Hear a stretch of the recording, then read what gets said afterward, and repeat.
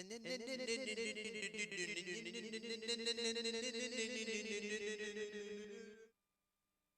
off, Fook Friday. We gonna drink, smoke, Fook on a Friday. Fook off, Fook Friday. We gonna drink, smoke, Fook on a Friday. Fook off, Fook Friday. We gonna drink, smoke, Fook on a Friday. Fook off, Fook Friday. We gonna drink, smoke, Fook on a Friday. MMA on a Friday. Boobies on a Friday. Fat on a Friday. Fook off, Fook Friday. I can rub my nipples to this sexy little beat. Me reading the news, it makes your chode wanna skeet. Watching MMA makes my knees so weak. Points to JBH, mission complete. Fook off, Fook Friday. We gonna drink, smoke, Fook on a Friday. Fook off, Fook Friday. We gonna drink, smoke, Fook on a Friday. Stop the points game right now. It's time to spin the Fookin' wheel. Fook off, Fook Friday. We gonna drink, smoke, Fook on a Friday. Fook off, Fook Friday. We gonna drink, smoke, Fook on a Friday.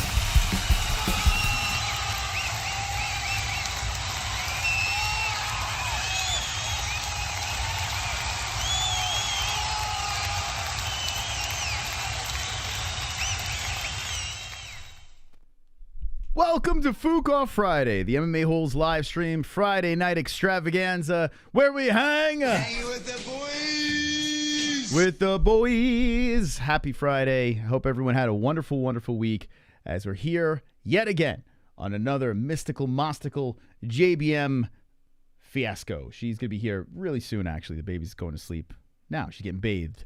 Yeah, so we're playing the points game tonight. The high score, Roberto the Hearns went ham on the last stream, and the person with the most points at the end of the year, the highest score at the end of the year, wins a wonderful, wonderful belt from the MMA-Holes. So we're giving away 2 belts this year. Goat milk in full effect. Tomorrow night, we're doing a giveaway from our new sponsor. So the person that wins goat milk tomorrow night, actually, you know what? How about this?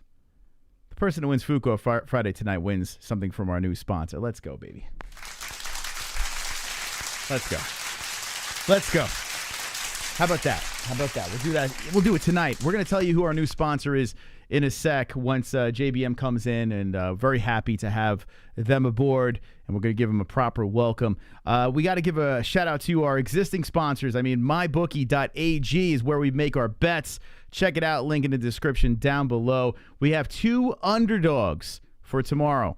Now, I am nervous. I am very, very nervous about my bets tomorrow. Not really super mystical. My mystical senses aren't really tingling.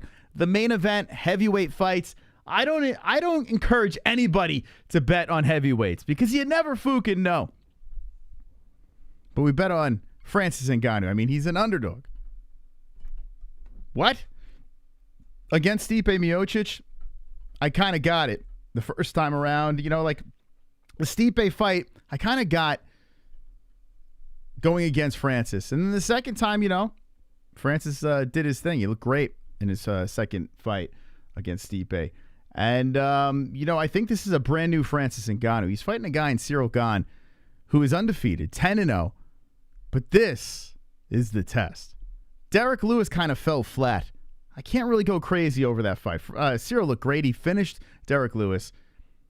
But I have to go with Francis in this one. But as a betting person, I'm scared. I'm scared. I'm a little scared on this one.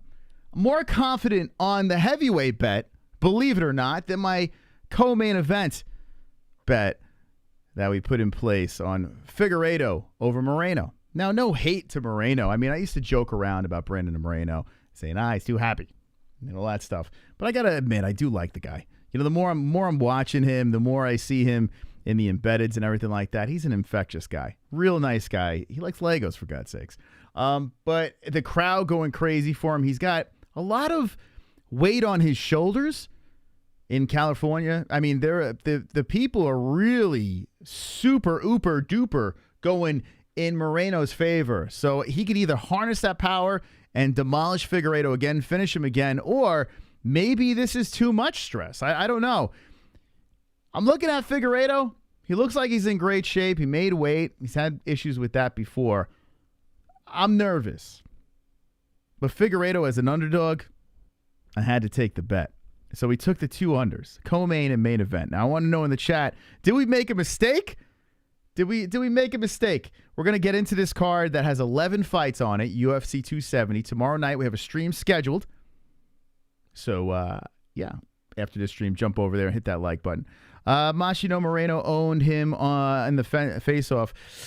Moreno came in, hands up in the air. Figueiredo is bouncing around. And, yeah, if I was to read body language, which I usually like to do. See, I made the bet against everything. I made the bet before the weigh-ins. And the reason why is I was scared that the lines were going to move and I was going to lose my underdogs, and that's why we pulled the trigger on it. But looking at the face-off, I would say Moreno looked pretty good. The only thing I could say is, I mean, that crowd was booming for Brandon. You know, Moreno, I don't know. There's something telling me that the pressure might be too much. And for Figueiredo, new camp, Henry Cejudo, this guy was humiliated. He was choked out in the last fight when he lost that belt. So, I mean, first fight was competitive. Second fight, Figueiredo looked like hot trash. The third fight, Moreno could look like hot trash. Who knows? I mean, maybe this will go 4 times. God knows.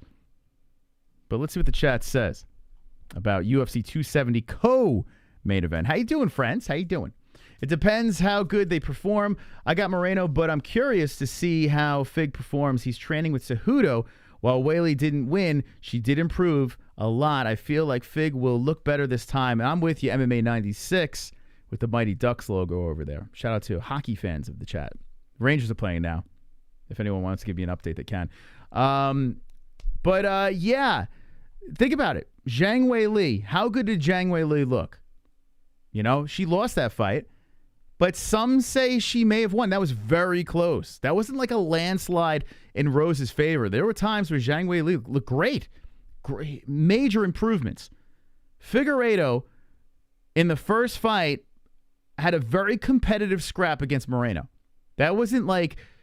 that could have went either way, right?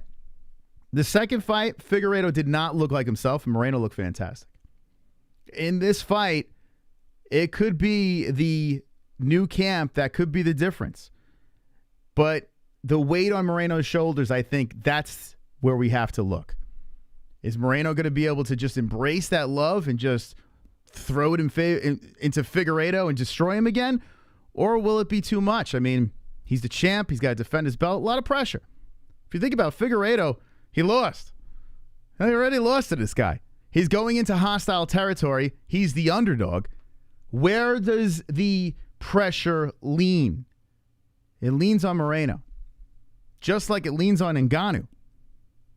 So that's a little scary, picking Ngannou. So, I mean, I think that's what's going to tell the difference in these fights. I have a feeling the pressure could be a factor, or I could be completely off. Deiveson wins. I'll give Triple C maximum credit for the transformation. Yeah, Triple C. I mean, listen, guy's cringy, but he knows what he's doing. It's not like he doesn't know what he's doing, and they have a pretty damn good gym. I mean, think about this. John Jones gets exiled from Jackson Wink, and he goes to Arizona and is training with the fucking Lollipop Kids. Like, why would John Jones, the arguably, not much of an argument in my opinion, but the greatest fighter of all time, go over and fight with guys like this or learn from guys?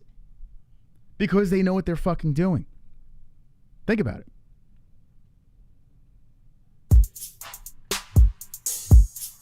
Wonderful, wonderful. The glove touch. Put me in. Week 51. Almost.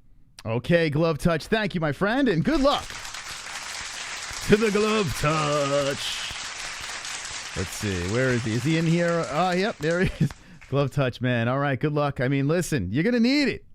You're going to need it. The Hearns is the defending champion who has the high score of the points game. So will anyone defeat the Hearns? Right now, that belt, the actual real belt. I mean, we have the each week belt, the FOOK Friday Championship belt over here, the Cyber belt. But the physical belt is on the line as well. Highest score wins it. So good luck to everyone playing. Wonderful, wonderful. Let's see what we got over here. I don't know where your confidence for Figgy comes from. I can't see it after the last fight. Also, this man has the IQ with a pair of scissors. Well, here's the thing with Figueiredo, okay? I don't know how we judge a man's IQ when we don't understand a word he's saying. Like, he is going into hostile territory. Everyone's booing him. He doesn't speak a lick of English. He's got that fucking goofball Cejudo coach with those glasses, you know, yapping in his ear, feeding him lines. I mean, he doesn't speak English. So how the fuck do we... I mean, this guy could be brilliant for all we know. We have no idea. Like I said, the only thing that stood out to me was, is the pressure going to be too much for Moreno? That's the only thing I could pull from it. Like, I'm just trying to yank something. Figueiredo was a goddamn beast. Think about it. Figueiredo's a beast, and maybe Moreno is the answer.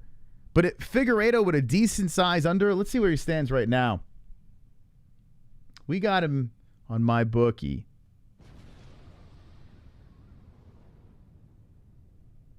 Let's see. We got him. Okay.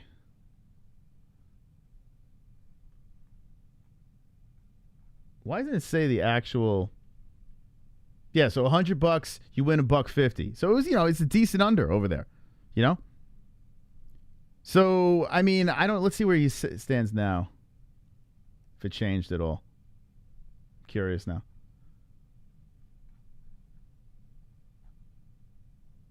Figueiredo. Yeah, he's a plus 155. So, let's see. If I waited, I would have got an extra $5.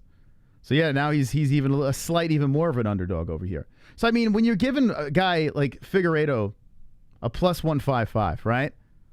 It's not necessarily a terrible thing. I mean, the first fight was very competitive, you know?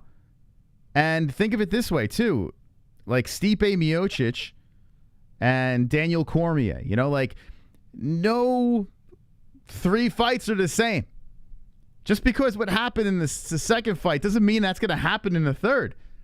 What happened in the first? The first was damn competitive. You know, we have no idea. We have no idea. All I know is Figueiredo, he hit the mark with the weight. He didn't look like he struggled too much. If he rehydrates and he is in good shape, he's got a new camp. He's, like we said before about Zhang Wei Li, how good she looked against Rose in that rematch. You never know. You never know. So it makes it interesting. It does. It makes it extremely interesting. I want to know in the chat if any of you guys or gals have any bets on these fights. And we're doing all the bets on mybookie.ag. Promo code MMA-HOLES. That's right. MMA-HOLES. And you receive $100% match in your first deposit over there. MyBookie.ag. Thank you to MyBookie.ag. And a big shout out to Head Rush as well. Love and Head Rush. I tell you what, man. Let me stop the music real quick. Head Rush supports the shit out of us, man. Like they came to us. We have a very good relationship with them. We're going to re-sign with them again. Head Rush is fantastic. And if you like their clothing line, check it out. Their website down below. For men and women, you get 20% off using our promo code. MMA-HOLES. Love these guys. Be working with them again with XMMA, and they're great people. The fights, ESPN Plus tomorrow. Yes, there is an increase in the pay-per-view, and we're going to get to that later on to see if you guys are going to be paying for something like this. And if you are, if you are going to dig into the pockets, I urge you, please use the link in our description so, it doesn't all go to ESPN Plus and those greedy, money-hungry fucks. It comes to the MMA holes as well, helps us out. Takes a little piece of the pie from them. Wonderful, wonderful. Senosi. Oh, I would do anything for love. I would do anything for love, but I won't do that. No, I won't do that. R.I.P. fucking meatload. Let's make tonight interesting. Put in Kendall. Okay, let's put Kendall in the game. Is she in the chat? Let me scroll through. Thank you. I think I saw her. Oh, she's a member for 7 months in a row. She says, hey, Blue Belt, I guess she's here. Let's go, Kendall. Hey, all right. Hey. How you doing, Blue Belt? All right, let's put Kendall in the game. Maybe we'll have a clam champ tonight. All right, that one, Gur. We'll take you out for a second unless you jump in. And we're going to do Kendall. What do you guys think? We're going to get a clam champion tonight? Tonight on the MMA Holes Live? Senosi trying to make it interesting. Maybe she'll get the strap. Who knows? Here we go. Kendall, there we go. All right, Kendall, you are in the game. We have 3 spots available. We got some MMA news we're going to get into. We're going to talk about UFC 270. So I urge you guys to hit the FOOK and like button. Right now, Roberto Hernandez hit points at 58. So you might be able to take the stream boss out and get a Spinnerooski over here. Good luck to everyone playing. The Fighter's Chance Wheel game. FOOK off Friday. Points action in full effect. Wonderful, wonderful. Ethiopian. I think that girl that is a walking telephone pole who claims she didn't sleep with Merab Devilishvili is lying. I think her couch story is a cover-up. He clapped her cheeks for sure. Well, no one knows the real story. We weren't there. I don't know, but if you do, congratulations. Thank you, Ethiopian. Appreciate that donation. Okay. Here comes Wonderful, the glove touch. I'm ashamed to admit this, but I was at the second fight, and Moreno won and the whole arena exploded. I'm not gonna lie to you, I started crying. That shit was beautiful. I got to say, man. And Glove Touch, why did you say points? Make sure you say points. Make sure you say points to the player. So let me just say it again, because I know there's some people I don't know. There might be some new people over here. Let me tell you something. If you want the points to go in a certain direction, any donation that comes in, if it's a $2 donation, say points to a player on the board, and we will assign it next to their name. But Glove Touch, come on, man. Come on. What are we doing? Oh, I see some hit points taken away. And by the way, the Brandon Moreno's last win, yes, very emotional. Very, very emotional. I mean, the whole crowd was shook up. The fans are going crazy, and Brandon Moreno was just filled with tears. The first pure blood Mexican champion, Brandon Moreno, trying to defend that belt. Good storyline over there. Hey, I want to ask you guys, what time is it?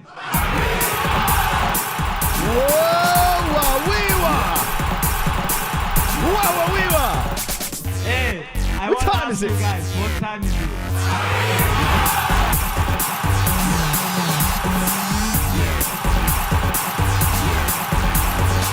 Hey, I want to ask you guys, what time is it? So Point JBM. I just noticed something right now. So Phil Star did the 29 points, and that goes to JBM. Thank you, Phil Star. Appreciate that, my friend. Look at you, putting JBM in the lead. But here's the thing. He became the stream boss before that donation. Whoa, we got a lot of movement here. So let me see what this second donation is over here, because that doesn't get a spin. He does get a spin in the next donation. Hey, I want to ask you guys, what time is it?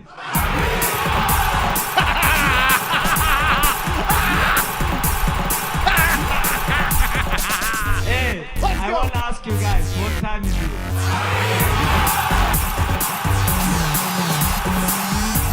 Let's go.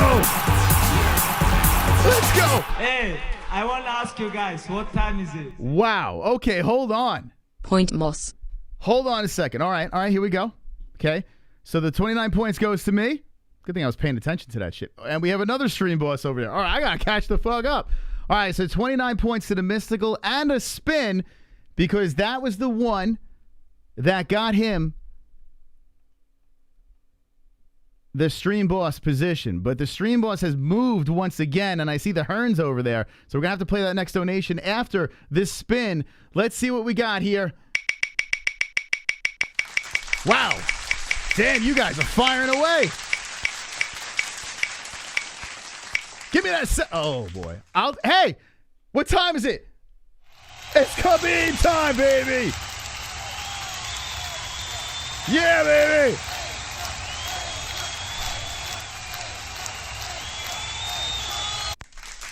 Put the mystical in first, just for the time being, because it's not going to last very long. Here we go. Thank you, Phil. You're a fucking savage. Phil is an absolute savage from Canada, but we do have a new stream boss over here. Let's find out how that happened. Please, I'm begging you, don't ever buy another UFC pay-per-view again. Oh, boy. I don't want your money. Oh, boy. Pussies. Oh, pussies. boy. I don't want your money. Pussies. Pussies. Pussies. Pussies. Pussies. Pussies. I don't want your money. Pussies. Whoa. Money. Pussies. Money. Pussies. Pussies. You're a moron. I don't want your money. Money. Money. Pussy. Pussy. Money. Pussy. Pussy. I don't give a f. Whoa. Whoa. Points me. So the Hearns, who is the stream boss, and he puts the points to himself over here. So my goodness. So wait, hold on a second. Let me get this right. So Hearns gets 50, right? But Phil Starr was the stream boss, and he hit Phil Starr. So there's another donation coming in. Okay, let's see what this one is here, and then we'll give him a spin, because I'm assuming the next one is the Hearns as well. Please, I'm begging you, don't ever buy another UFC pay-per-view again.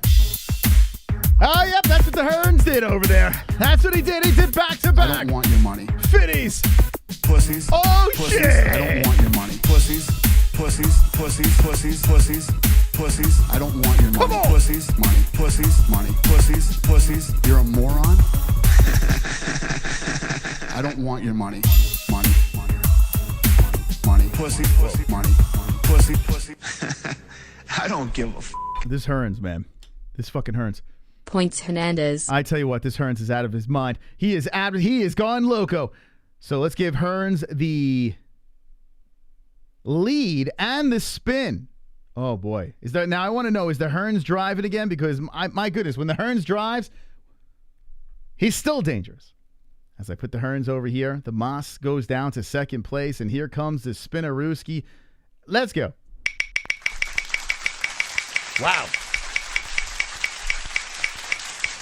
Jesus Christ. Oh my God, and the Hearns hits the John Jones, putting him at 126. Will he beat his own score tonight? Thank you, Roberto. Thank you, everyone that has donated so far on the points game. I'm going to start this clock.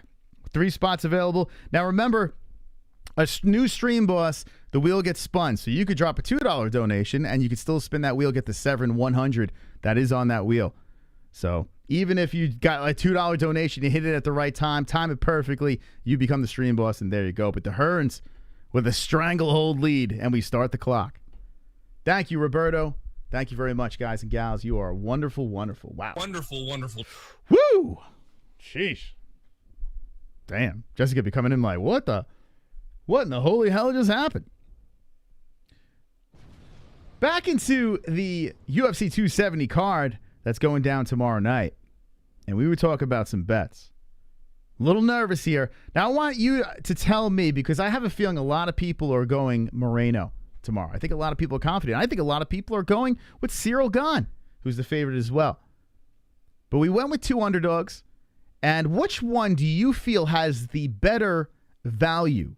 Would it be Francis Ngannou or Deiveson Figueiredo? I would like to know in the chat, which one do you think is the better value? Now, plus 155 is Figueiredo.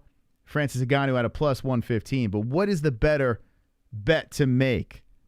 It's a tricky question because heavyweights, you never know. One punch can change the whole game. When you got these little guys at 125, it could go to distance. It could get shot. Who knows? Anyone knows. Tell it. Moreno gonna sleep him, says Ethan Van E. So back-to-back submission wins or a knockout maybe for Moreno. So Moreno and Still I see over there. Francis for sure. Now explain to me, Real Gamer, why Francis for sure? If you think about the logistics, like I'm gonna play devil's advocate, even though we bet on Ngannou, I would say if there was a gun to the head, the logical pick would be Ciryl Gane. It kind of makes sense. There's a good chance that this fight could be incredibly boring tomorrow. I hope that's not the case. But Ciryl Gane, to me, key to victory, 5-round fight, utilizing that movement, sticking and moving, punching and getting the FOOK out of dodge, prancing around the cage, making Francis chase you around, try to counter, try to kick, try to get the fuck out of dodge. That, to me, would favor Ciryl Gane. A Ciryl Gane decision, and let me see where that stands on the props. Seems like the best chance to me. I don't think Cyryl's going to finish Francis. I honestly can't see that happening. But let's see. Gane by a decision. I'm curious where this is at. Let's see. Gane wins by points. Man, that is a plus 225. Now, right there, if you're going to go a prop, like that's the one. That is the one. Do you have any idea how Francis was the favorite last week and this week Ciryl the favorite? What changed? I mean, logic. Think about this. If you were really going to sit down, if you watched all these fights between these guys, even if you take, the sparring footage, I can't really use, but if you want to throw that into the equation, it does help Gane's argument. And Ngannou at the press conference, we'll talk about that a little bit. Sometimes I try to pull stuff out of the press conference. Not much. The only thing that stood out for me, although it was a pretty good press conference, I was entertained, and I kind of wish we streamed yesterday. Usually we do. I don't know why we didn't yesterday. I think we just thought it was going to suck, and it actually wound up being decent. Entertaining, at least. And Ngannou was running around saying that he knocked out Gane when they were training together. And Gane was like, no, that didn't happen, bro. Like, he knocked him down, but really wasn't hurt or bothered by what happened there. So they had two different sides of the story. And when they were going back and forth, I was laughing because I couldn't figure out who to believe. Like, why would Francis Ngannou fabricate that story? I don't think he would, right? But then why would Gane lie about not being knocked out? And then Gane said we were teammates, and then Francis said we weren't teammates. And it was just this weird back and forth between the two. Gane didn't seem rattled at all. He was the typical nice guy that he always is. There's nothing I can take. There's no fear I can take from Gane. There's in the face-offs, there's nothing I can pull from that. The only thing I'm going with is a fan bet. The only thing I'm going with is the fear, like Francis's power of his hands, just going to punch a hole through Gane's head. That's what I want to happen, and that's why I'm betting that way. But a logical person would pick Gane. Nah. You don't think so, Jess? Nah, Francis Ngannou for the win, man. And it's not about logic. It's just about what you've seen, right? Francis Ngannou is just that good of a guy. And honestly, I wouldn't blame anyone for not doubting Francis Ngannou at heavyweight against someone like Gane. I would 1,000% choose Ngannou over and over again in this fight. Wait, so, okay, explain to me. Because, listen, I placed the bet as a fan, and Ngannou as an underdog. I don't like that. And Gane only has 10 pro fights? Really? I mean, where's the evidence? The Derek Lewis fight. Derek looked like trash in his last fight. Mm-hmm. And then the other fights, Gane just prancing around the cage, outpointing his opponent. But in that case, aren't you worried about that? Not at all. And Ngannou even addressed it because he said that Ciryl Gane is going to do just that. He's going to play for points. He's gonna kind of play the game here. He's going to, like you said, dance around the cage, and he's going to try and push Ngannou to the limit because we all know that if Ngannou does have to go 5 rounds with someone, he tends to gas out towards the end there. So it gives Gane the best chance. So Ngannou already knows what Gane is going to do, and I think that he's prepared for that. And I think he's going to take everything that he's taken from all of his past fights and he's going to put it into this one. And I think he's going to know how to execute Gane pretty quick. I worry because this confidence that you have, to me, feels like Amanda Nunes type confidence. Blind confidence Nunes' on a scary fighter. Was like, oh, she's the double champ. She hasn't lost to anybody. There's no possible way she could lose. You just said there's no possible way. We've seen Ngannou lose. But you just said before there's no possible way Ngannou loses this fight. In this fight. Why? Here's the difference. If it were Amanda Nunes, when did I see her lose? But you can't see Gane winning a boring-ass decision? I could see it. Who wins the boring decision? If it goes to a decision, who wins? Gane. Yeah, if it went to a decision, there's no doubt in my mind Gane would win. This is why I'm saying it's not that Gane can't win the fight. This is a very winnable fight for Gane. But I don't see it happening. I think Ngannou fully is prepared for what Gane is going to do, and that's going to be to try and push him the distance. That is the best way for him to win. And Ngannou knows that. So I think Ngannou's going to go into this with very calculated moves to make sure that he finishes Gane early on so that he doesn't get pushed to that point. Yeah, I'm very worried about my bet. Listen, I'm not. I hope Jesse's right, and I hope Ngannou. And listen, we're betting Ngannou. I don't know if I'm going to pick him in my goat milk though. We'll find out later on.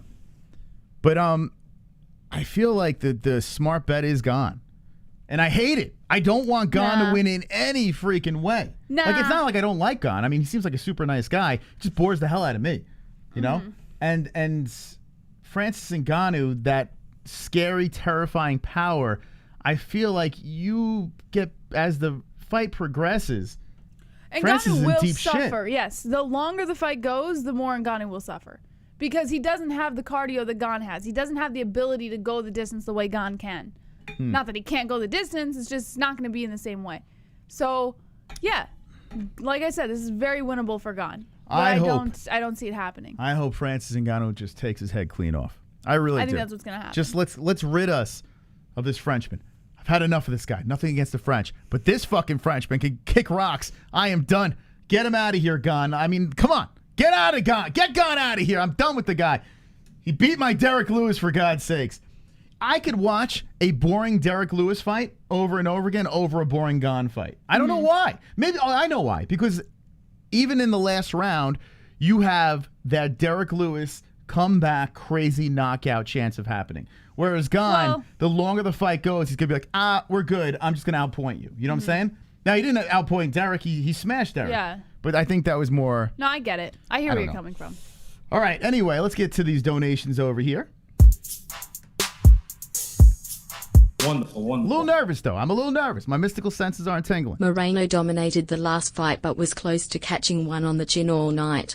I'm going with Moreno, but Fig also has a good shot, so if he wins, I'm picking him. I see what you did there. I don't think Figueiredo as an underdog is a terrible bet. I don't. What do you think about that? I'm sorry, what was that? Figueiredo as a plus 155 underdog.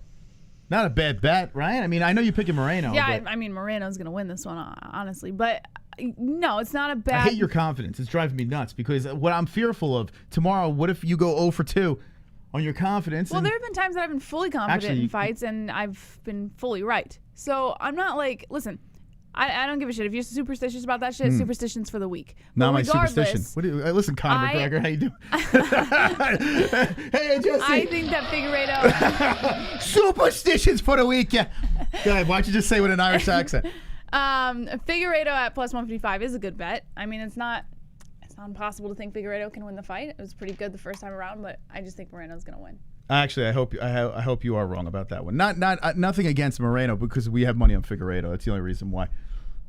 I don't mind seeing Moreno win. You know, like if Moreno wins, it's not a loss for us. Like we lose money, but at the same time, I like him. He's grown on me. He has. Whereas Ciryl Gane, who seems like a super nice dude, I just don't care. I don't know. I just don't fucking care.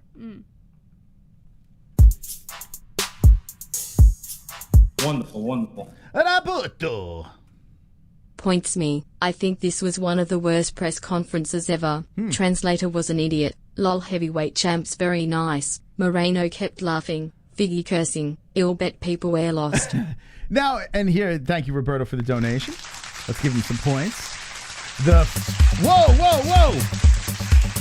We'll get to that donation in a second, but we got a 25er I spin when I win, spin when I win, spin when I win, spin when I win. Dinner tastes good, start to spin. Gas prices drop, let's spin. Perfect poop, stand up and spin. My pits don't stink, it's time to spin. Belt fell off, still spinning. Hand up, smile, spin, spin, spin, spin, spin. I'm dizzy. JBM is 100% on point. Let's go. Respect to you. You deserve points from me. Thank you, Real Wow, Gamer. look That's at actually that. very nice of you, man. All right. Well, listen, Real Gamer picked Jorge Masvidal over Listen, Usman, so let's you know be what real I'm saying. here. Some people are gonna. Some give me people points. agree. Yeah. Some people are gonna disagree, and that's perfectly okay because this fight, in fairness to both fighters, is going to be a pretty close fight. It can not close fight. Let me rephrase. It's not gonna be a close fight, but in fairness to both fighters, they both have the potential to win. This isn't like this isn't a lopsided fight. It's not like someone threw in Which one are you talking about? Ngannou and Gane. Okay.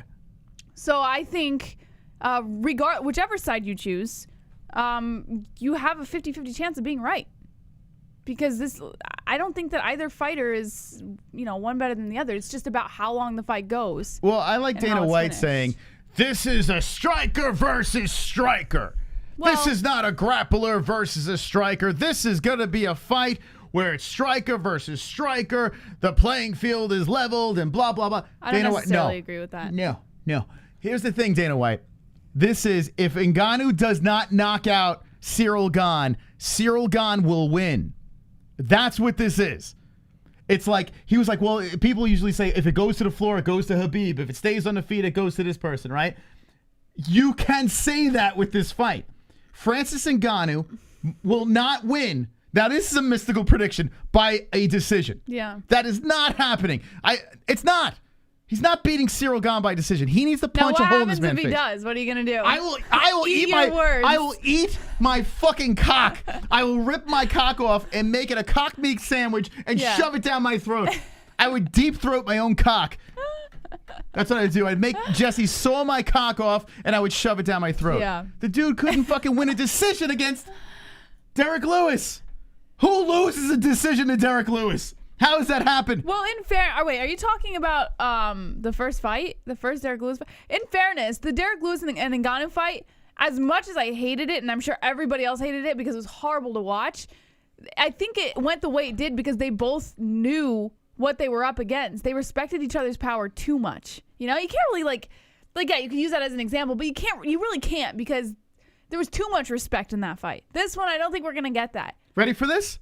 Ngannou wins by points, a plus 1,000. Okay? A plus 1,000.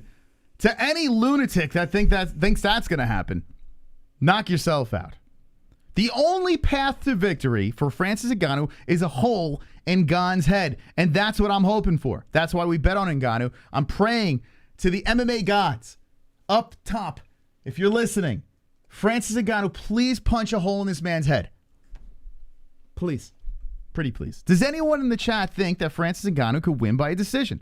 I'd love to know. Wonderful. Give us. Free was intimidated by Beast. Beast is an ugly dude with ugly co-power. Gane is pretty and doesn't have same co-power. Give us. Free is going to knock him out. He won't be intimidated tomorrow night. Okay, there you go. Thank you, Kainoto. Am I missing something? I have no idea what the hell he's talking Yeah, about. what is it? What? I don't know, he's stuttering or something. I don't know. Anyway, the press conference. Roberto said he wasn't delighted by that press conference. I was. I have to say there were moments that I was like, I enjoyed it. but there were actually good moments, like in the beginning that I didn't get to see. But throughout some of it, I was like, I could do without. But like I said, there were other good moments in it. Yeah, the press conference wasn't bad. Yes, there was cringe between Gane and Well, not necessarily Ngannou. cringe. It was just like why am I here? It was that's- like one of those vibes. But I was riveted. Like, it was bizarre. Like, I'm like, why the you fuck might did be we one not- of the few. The translation got a little AIDSy at a couple of points because Brandon Moreno. I was like, Brandon, just shut up, bro. I want to hear what Figueiredo has to say. Was that not? That was the one thing that drove me nuts. It was like, all right, Moreno, he doesn't speak English, bro. Like, just let the translator come out. And this is Brandon Moreno was acting like the fucking Joker. Like, I was like, bro, put the fucking He laughing always aside. sounds like that though. Yeah, because it works. Like if the other person's speaking English, then it works, right? Because then they're laughing because they're talking over each other, but you could understand. Yeah. Figueiredo was blabbing about something. The translator was trying to get it out. Brandon Moreno was laughing over everything. We couldn't understand what anyone was saying. That was the nightmare of the. And you could tell that Dana White was like, "Stop asking these guys questions. Yeah. Stop asking the little people questions over here." That's the only thing I could like poke at a little bit. But I got to be honest, even through that cringe, I didn't hate the Moreno Figueiredo back and forth. Yeah, it was all right. The Ngannou Gane was pretty interesting though, because that one's been going on for a little while. That beef. Yeah, you did notice the respect, and these guys, they were hamming it up just a little bit, just enough for people to put stories out there. These guys have incredible respect for each other. And Ngannou's trying to sell some pay-per-views, and Gane is kind of playing along a little bit. They're going a little back and forth. They don't hate each other in any way. You think so? Not at all. Did you see the ceremonial ways? Who Complete said it? Respect. Was it Ngannou who said we're not teammates or something like that? Listen, don't buy into any of that shit. It's a pretty fucked up thing to say. The respect between the two after this fight will be like they're both class acts. They're not bad people. They're just trying to sell a fight here. So I see right through it. I see what they're doing. These guys, they don't hate each other. You know, what Ngannou was saying, I don't take anything about, they're just trying to sell a fucking fight. So, but still, I like it. They don't have to say a goddamn word. They are the biggest of the bunch, right? They're the heavyweights. This fight tomorrow night is the baddest man on the planet. That's what it is. Think about it.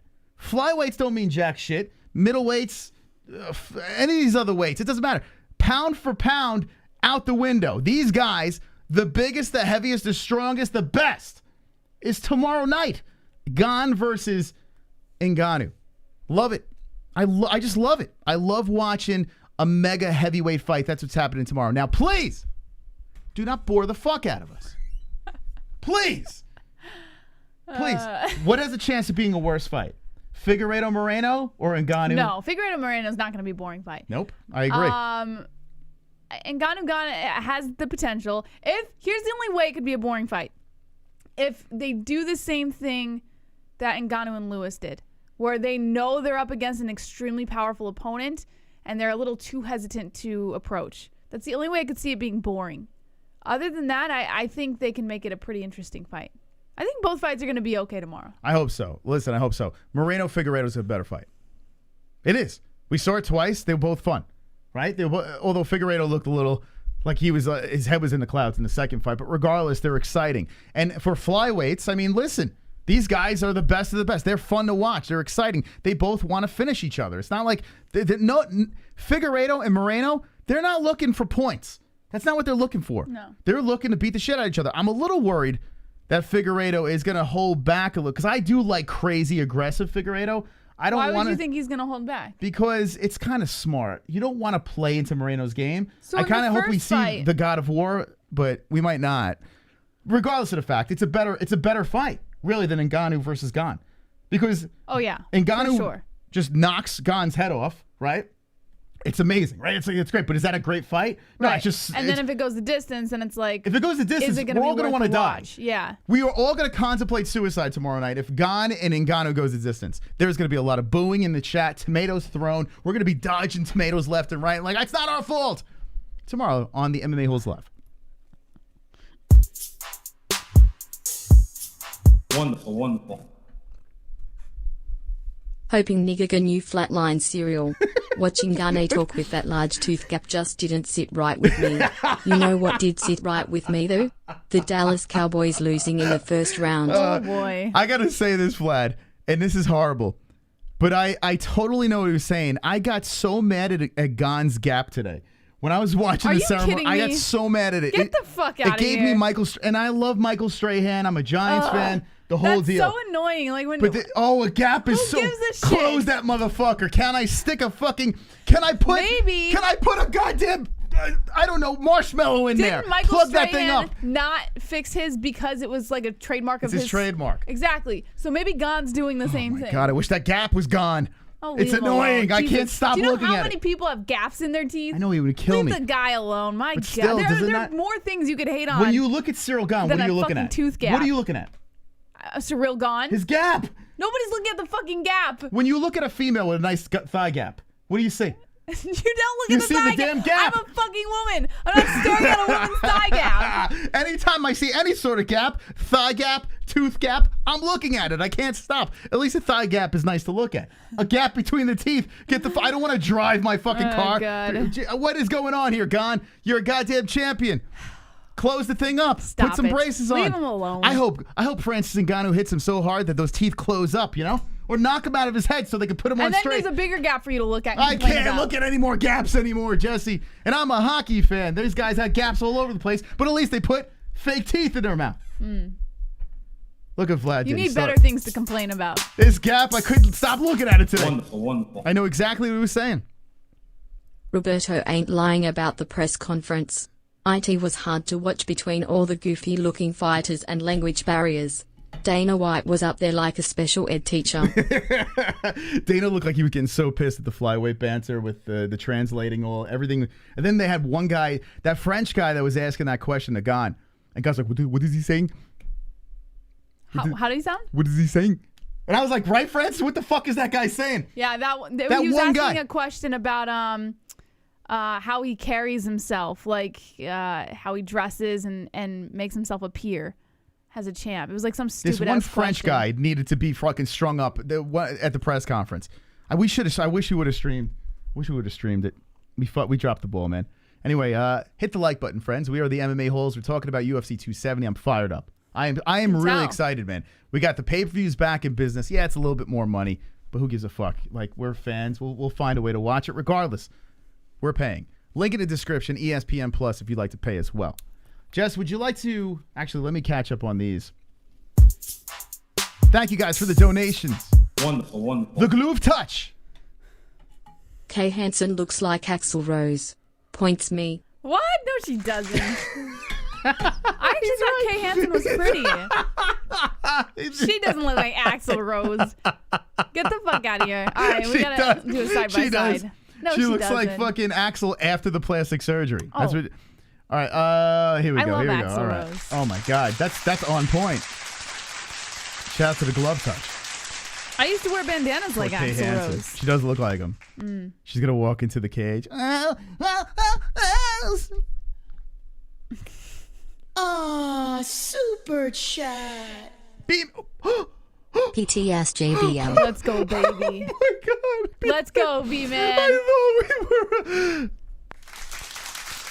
Thank you so much, all right. B-Man. I still love B-Man. He's still my guy. He's still my guy. You got the Lawrence Taylor. All right, so here we go. The Hearns in first place, Mystical in second, JBM in third, the Glove Touch in fourth, Kendall looking for points, and we have 2 spots available, $2 to get into the game. Tonight, we're going to give something away from our brand new sponsor. We're going to tell you who our brand new sponsor is right now. Jesse, you ready? I'm so excited, Moss. I'm actually excited too. I'm actually wearing their product right now. So am I. Fun fact. Okay. All right. What we got, Jess? Tell me about it. Well, actually, Moss, instead of telling you about it, Yeah. we should have them tell you about it in a fancy, What? like a fancy video. Well, I'll show that tomorrow. You should All tell right. me. Well, all right. We are now officially sponsored by Sheath Underwear. When it comes to underwear, there is nothing more important than comfort. Why empty your pockets for generic underwear that loses comfort, quality, and style when you can slip into a pair of Sheath underwear and get even more out of your daily wear? With Sheath underwear, you can treat your jewels like royalty as they are given their own private sanctum, keeping them secure and you in a state of bliss. Get Sheath now using the link in the description or go to sheathunderwear.com. That's SHEATH underwear.com and use promo code MMA-Holes. That's MMA-HOLES for 20% off of your entire purchase for the best comfort and more. Now, let me just say this with this Sheath underwear, right? We had a good chuckle because Sheath was nice enough to send us some products so we can check it out. And they basically were super cool. They were like, yeah, try it out. We don't want to sponsor you guys unless you like the product. So we were like, okay, what the hell are they sending us? Like, I was a little nervous. I wasn't going to lie. We pull the product out, and there's a pouch for your balls and pee-pee. And I was like, wait, hold on a second. 2 separate pouch, not 1 pouch. two separate pouches. So I'm like, wait, what? Then I found out Brandon Moreno, the champ, is sponsored by them. And like, this guy wears this stuff. It must be pretty good. So I'm like, okay. So I have my pop on the phone. And I'm like, here's some underwear. There's 2 pouches. And I'm like, Dad, you can put your junk in this thing? Like, what's going on? We're going to do this together or what's happening here? It was pretty funny, though, his reaction. He's like, what? Yeah, so I put these puppies on. And at first I was like, I was a little weirded out. And then I kind of understood, right? It separates everything. Think about this. So if you're an athletic person or if you're a person, a slob that sweats and you don't want, everything to fucking sweat all over each other and get all stinky and weird, this kind of separates the situation down there. And I was like, that's a fucking good idea. I never would have thought of this. Yeah. So now I'm saying to myself, well, what if I don't want my fucking balls in his hammock the whole fucking day, right? Like, that might be a little weird, right? You pull the damn things out, and it's like the most comfortable underwear I've ever felt. It's like fucking sliding a cloud on you. And I'm like, what is this? I got it on right now. It keeps everything together. It's so fucking comfortable. So if you guys want to be comfortable, or maybe your junk, you don't want to smell as bad, right before you're getting down and dirty, put the sheath on. Check this out over here. 20% off. You can't fucking beat it, 20% off. Promo code MMA-Holes. Now, Jess, you got the lady stuff. What do you think about it? They have they have some products for females as well. And it's basically the same stuff, only we don't have a bunch of junk that we can kind of stuff in there. So for the ladies in the chat, and they have a clip pouch. You should put your clip. But they do have, like, I know, like, guys don't give a shit about this, but for the girls that are in the chat, they actually, it's all breathable and comfort wear is what they were going for. And they used materials that help support your pH balance and everything, which is super important for women.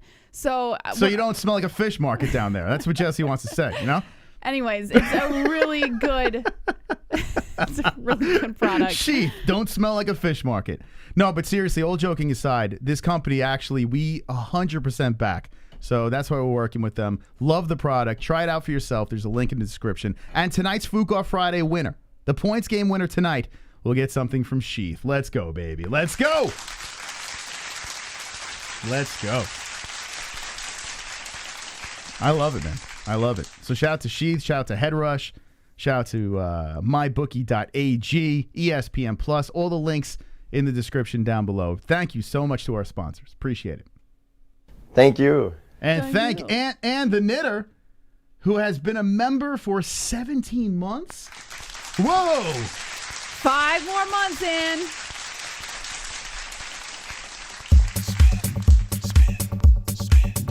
Roberto with the 25. The herd.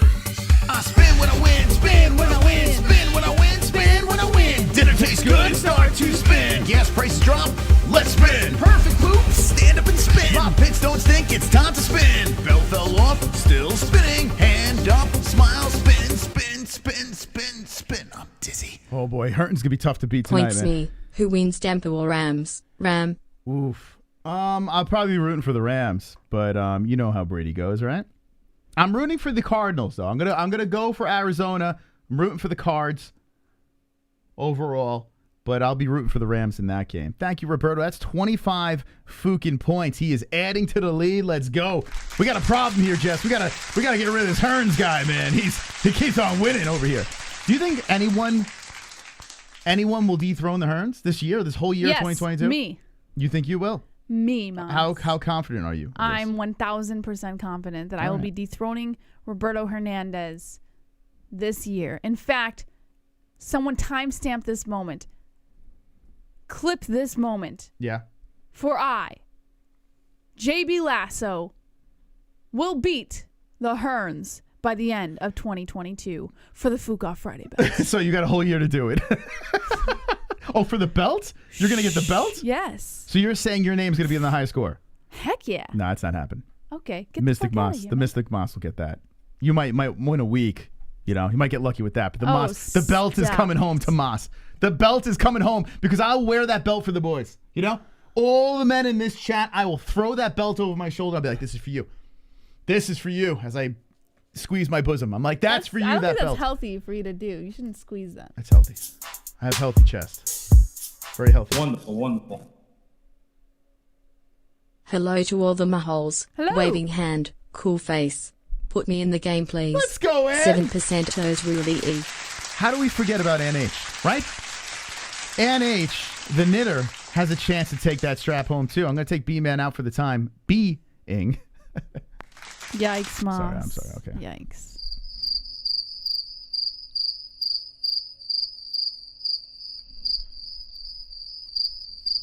Oh, Jesus.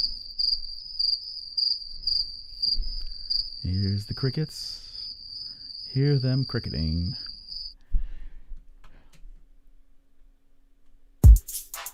UFC 270, baby. Hit the fucking likes. Kainoto. Lux Speed A, ball wash and now odor-proof underwear. What the F kind of people watch this show? Stinky Don't ones. you people bathe? Skid marks and fishy odors. Jesse Ivile, you're right. These peasants don't even bathe. Now sign me up for some boxes. Believe it or not, they're actually really comfortable. Super comfortable. So Yeah, I'm actually super. Even if you don't like the pouch Well thing, worth it's very comfortable. My balls aren't in the pouch right now. I'm being completely honest. They're out of the pouch. They're free. But I think that's what's cool about it is like you're not forced to wear it a specific way. Only if you're know? exercising or if you're like being active or something. Yeah. You know, Yeah, it's that would pretty make cool. sense. But Or if you're just walking around, you have sweaty balls. Super true. chat. True. Lol, Masvidal thinks he has a chance against Colby. I mean, right? What the hell is that guy thinking? And the funniest part is fans actually think that Masvidal's going to be. I mean, not many. He's not beating Colby. Not happening. Right? Right. Now that's one I could get on board with. No shot in hell. No shot. Levi wants you to pouch the balls right now. Moss. You want me to put him in? Yeah, pouch All right. the balls. All right, hold on a second. Can I watch? Actually, I am sweating pretty bad right now, so I should put He him. actually is pouching the balls right now. hold on, let me put That's these not a things in. joke. I legit just saw him pouching the balls. Okay, we're in. Now my ball finger had just touched the soundboard.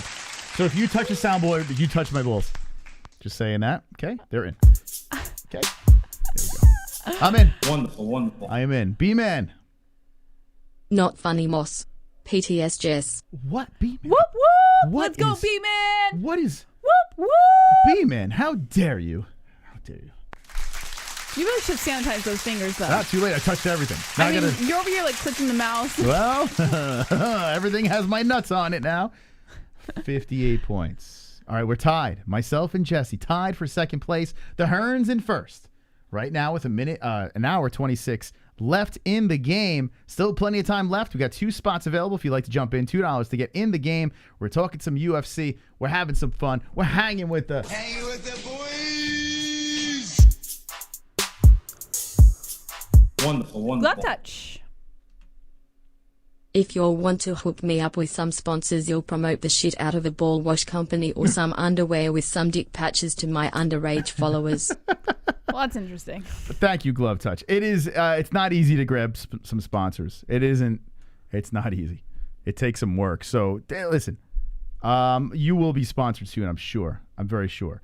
Okay. Let's. Did he not say points to himself? Did he miss? Did he miss on the Sucks to points? be Glove Touch. Oh, come on, Glove Touch. Stop worrying about the sponsors. Put the points next to your name. He's only got 2. Come on. Jesus. How the hell are you going to get that strap? All right. Anyway, so we were discussing the bets, the top two fights on the board we were discussing. I'll do my picks at the very end of the show. Let's get to some news. How about that? All right, Moss. Well, first in the news, I'm sure everyone already knows, Topuria is out of the Charles Jourdain fight at UFC 270. And once again, Moss, due to weight cut issues. How many times have we seen fighters with weight cuts in the last couple of years? Weight cut issues, right? According to MMA Fighting's Mike Heck, confirmed with sources with knowledge of the change, that a featherweight bout between Aaliyah Torpilla and Topuria. Why did it? Torpilla. Aaliyah Torpedo. Tortilla. Is our fucking site jacked up again? What's going on? Yeah, I don't know. Moss, the whole thing needs to be revamped. And Again? Charles, yes, every year. Once a year, we revamp the website. And Charles Jourdain has been removed from Saturday's event at Honda Center in Anaheim, California, due to Topuria withdrawing due to issues with his weight cut. The change was first reported by Eurosport España. The news comes shortly after it was reported that a middleweight bout between Rodolfo Vieira and Wellington Turman has also been canceled. Topuria was to make his 4th UFC appearance after scoring victories in his first 3 appearances for the promotion. El Matador is 11-0 as a pro and is coming off off of back-to-back knockout victories, including a first-round finish of Ryan Hall in his most recent outing at UFC 264 in July. Originally, Topuria was scheduled to fight fellow undefeated featherweight Movsar Evloev on Saturday, but Evloev withdrew for undisclosed reasons and was replaced by Jourdain on just 10 days' notice. You know what? I actually have the reason. Here it is. Who the fuck is that guy? No, what? Oh, wait, hold on. That wasn't it. My foot was up a Oh, shit. That got fucked up. Yeah. Jourdain is coming off of a 2-1 campaign in 2021 where he sandwiched a loss Wrong set. to Julian Erosa with wins against Andre Ewell and Marcelo Rojo. UFC 270 will proceed with 11 scheduled bouts. Francis Ngannou fights Ciryl Gane in a heavyweight championship unification bout in the main event, and Brandon Moreno defends his flyweight title against Deiveson Figueiredo in the co-main event. Okay. I got to be honest with you. It was a good fight, but I don't know. I don't care. Am I supposed to? Am I like, oh my God, no?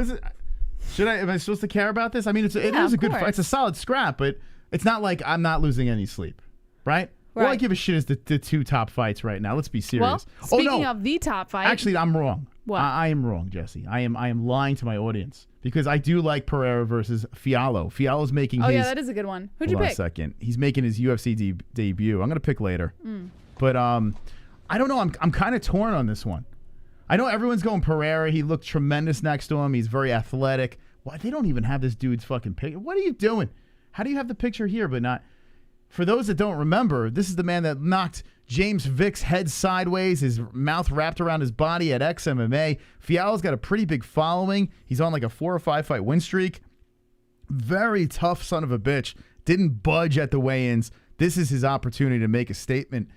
Don't sleep on Fiallo. Don't sleep on this guy, man. Actually, what's the bets on this? I'm not gonna pull the trigger unless it's like super creamy, you know? Wow, when's the last time we've heard that? Super creamy. Let's see if it's a creamy bet. I haven't heard that in a long time. All right, am I going to cream on this bet? Let's see. I must have passed it. What the hell is it? Come on. Did I pass it? Help me out here. Oh, there it is. Wow. A plus 220? We might want to throw some scratch on this. I think Pereira's going to win. But Fiallo's no scrub, man. Just like the great Salt and Pepper said, you know? He ain't getting no love from me. Or maybe he is getting love from me. I don't know. Is that a terrible... I mean, plus 220? I think they're doing him dirty.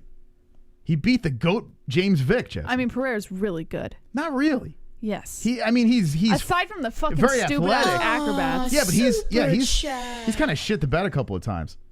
I like Ciryl, but I want Francis to win, so I won't see John. I want more money to buy Coke Jones. Well, you would still see him. Yeah, you know what? Like, John Jones hasn't even entered my mind. Well, John Jones is in the news tonight, so he's about to. I want a guaranteed, here's the date, he's coming back, let's talk. Then I'm in.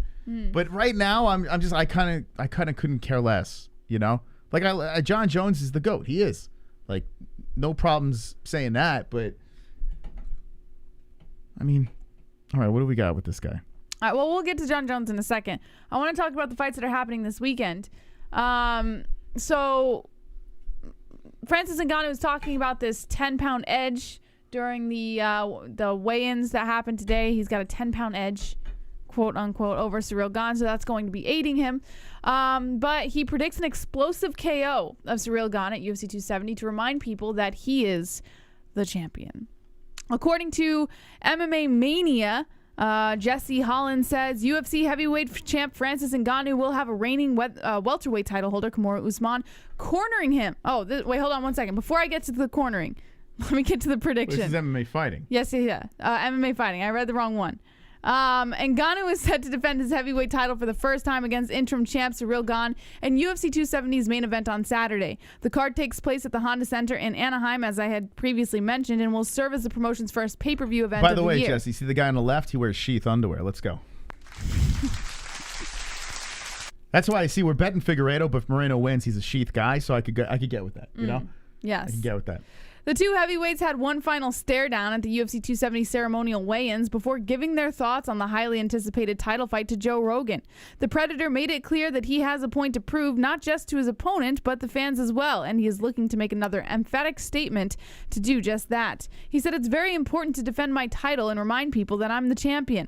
I'm going to retain my title tomorrow night by some explosive knockout. This is just really crazy after just 3 years in MMA, and this is gone now." He said, "I did what I did, and to get ready and face Francis, a former teammate, I can't wait." Wah, wah, wah. Do you take anything from that or what? I mean, Ngannou's going to knock his ass out. I hope so. Listen, I want to see Ngannou put the first blemish on Gane. I want him to drill his fist through his head. A little nervous that it's going to take a little time. They're going to have to feel each other out. Like, I feel like oh, God, I just want to see Ngannou just go berserker again. I want to see him do what he did to Biggie Boy, you know, where he just literally recklessly runs forward and just annihilates him. That would be amazing. That's all I want. I want him to bulldoze his way to a victory. I don't want no fucking technical striking bullshit, right? I want sloppy-ass swinging arms from all different angles coming in all over the place. Just blah, blah, blah, blah, just peppering on Gane's face. That'd be amazing.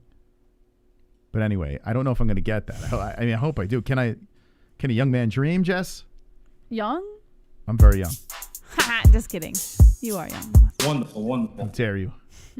Make fun of my age. Compartmentalized underwear are clever but real men roll commando style.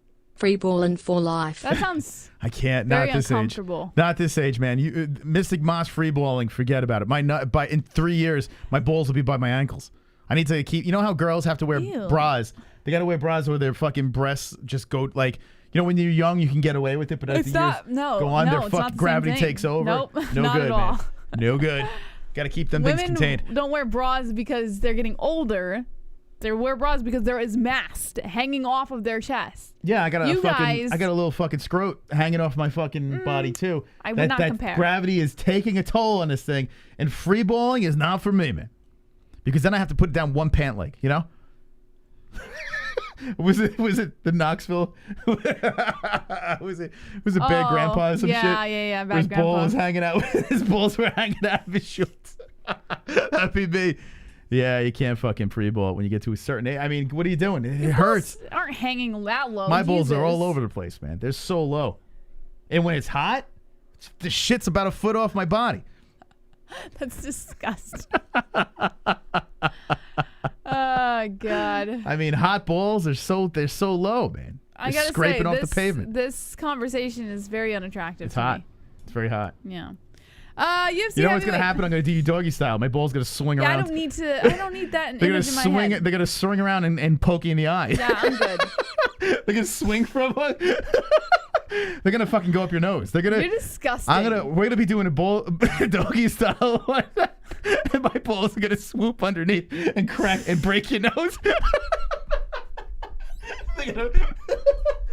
Just gonna show up with a broken nose. Gross. And my balls going underneath. According to MMA Mania, UFC heavyweight champ Francis Ngannou will have reigning welterweight title holder Kamaru Usman cornering him when the Predator makes his octagon return against interim title holder Ciryl Gane at UFC 270. Nice. And the Nigerian Nightmare was on the scene for episode 5 of UFC 270's embedded video blog.